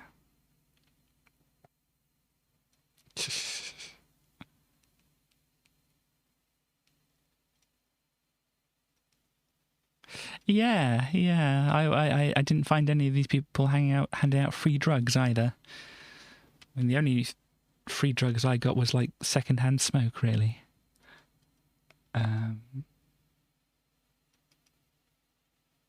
That's a pretty neat little picture over here. Have they got Wibble World Giddy? Nice. Oh dear. Well, yes, please do not spam emotes and stuff.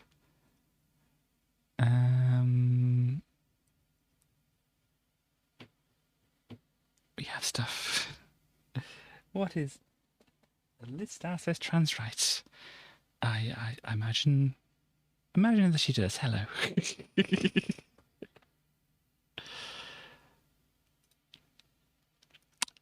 So let's see what we've got here.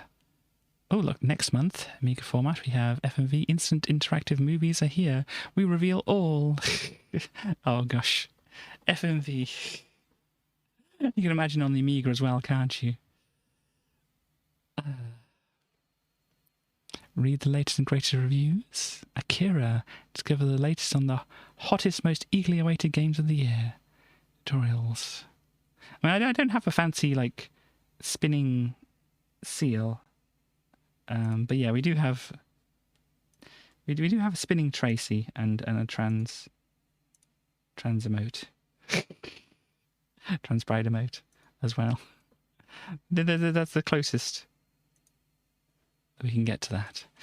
Let's go how to get more from Workbench, Blitz Basic and Imagine. There we go. Got some more. Hopefully, some more interesting 3D pictures from there as well. Where are we? There we go. We got all through the magazine there.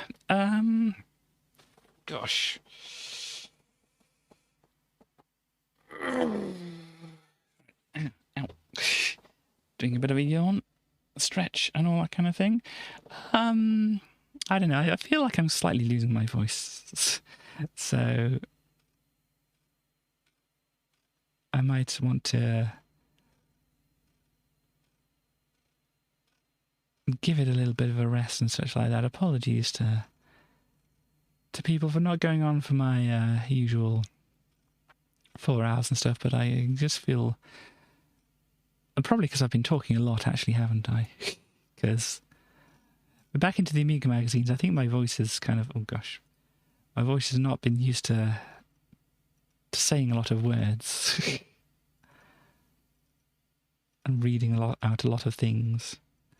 But yeah, I mean, this sort of, I would say shocking, but it's not really shocking, is it? Look at all this profit they say they're getting. Thank you very much. So let's see. Yeah, I said Friday. I'm not quite sure. It's probably a good idea, actually. I think I still have some hot chocolate left, so might do that. But yeah, as I said, we've got some things which I want to look at over the coming weeks and stuff like that. I'll just flick through them here, just to go over them again. I mean, I have had some interest in Superliminal, so we may be doing that on Friday. Because because yeah, I don't know how long the game is and whatever. Do we have here? Oh gosh, click in the box, Katie. How long to beat? There we go. This is what I want. What do we have? Yeah, I consent. What if I don't? There we go. I didn't consent, game. Super now.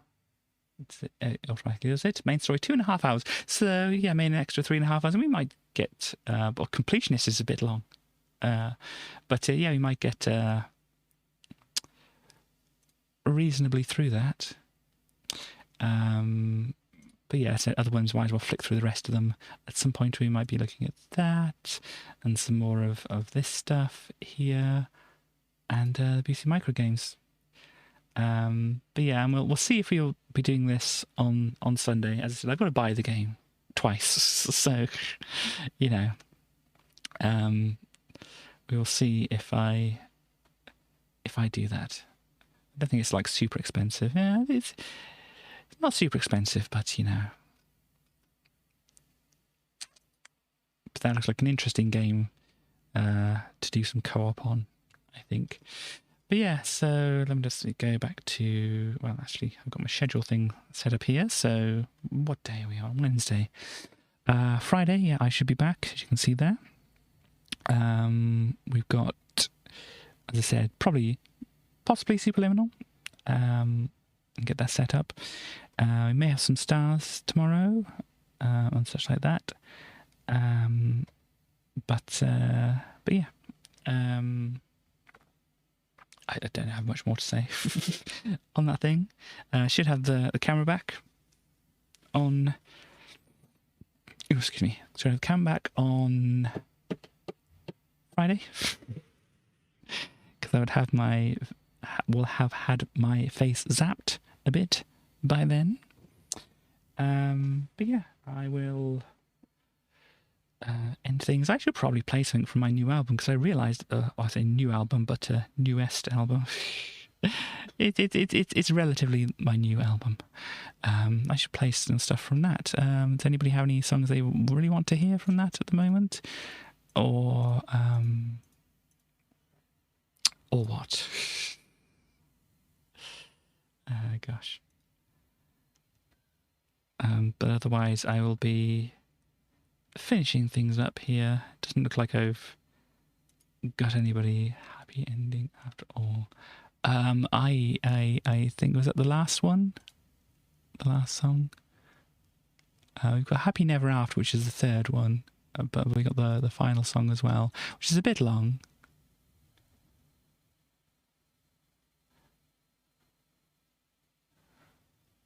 Oh, the happy, if you're talking about Happy Ever After All, that comes from Yes, I Shall Go to the Ball, which might be the one you're thinking there. But yeah, so which one do you want, the basically second to last one or the last one? Because the other one's a bit long, but I can probably play all of it anyway. Second to last, okay. Yes, I'll do a bit of a play of that one, and we can finish up. And such, and I should be able to see you, or you should be able to see me on Friday, where we might be looking at that Superliminal thing. So yeah, I think that is about all I have to say today. So thank you for dropping by, and of course I shall see you next time. Bye bye. A curse to a kiss to a dress to a princess, I'm dressed to impress. With my stress you can see, from the bells on my toes to the pearls in my necklace, no charmer's princess will stop me. Yes, I shall go to the ball, happy ever after all. My story isn't written, and I don't know how it ends. Yes, the world will finally see me I always hope to be. I won't do what you say, so get out of my way. I gotta go. I gotta go.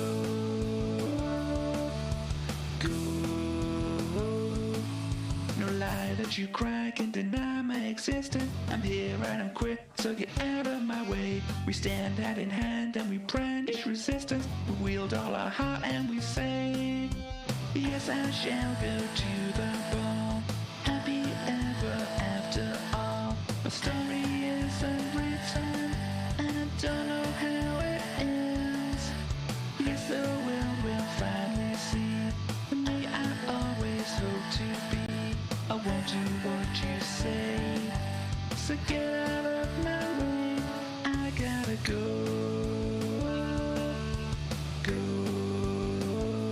I gotta go.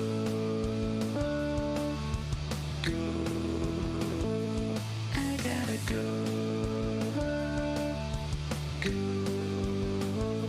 I gotta go.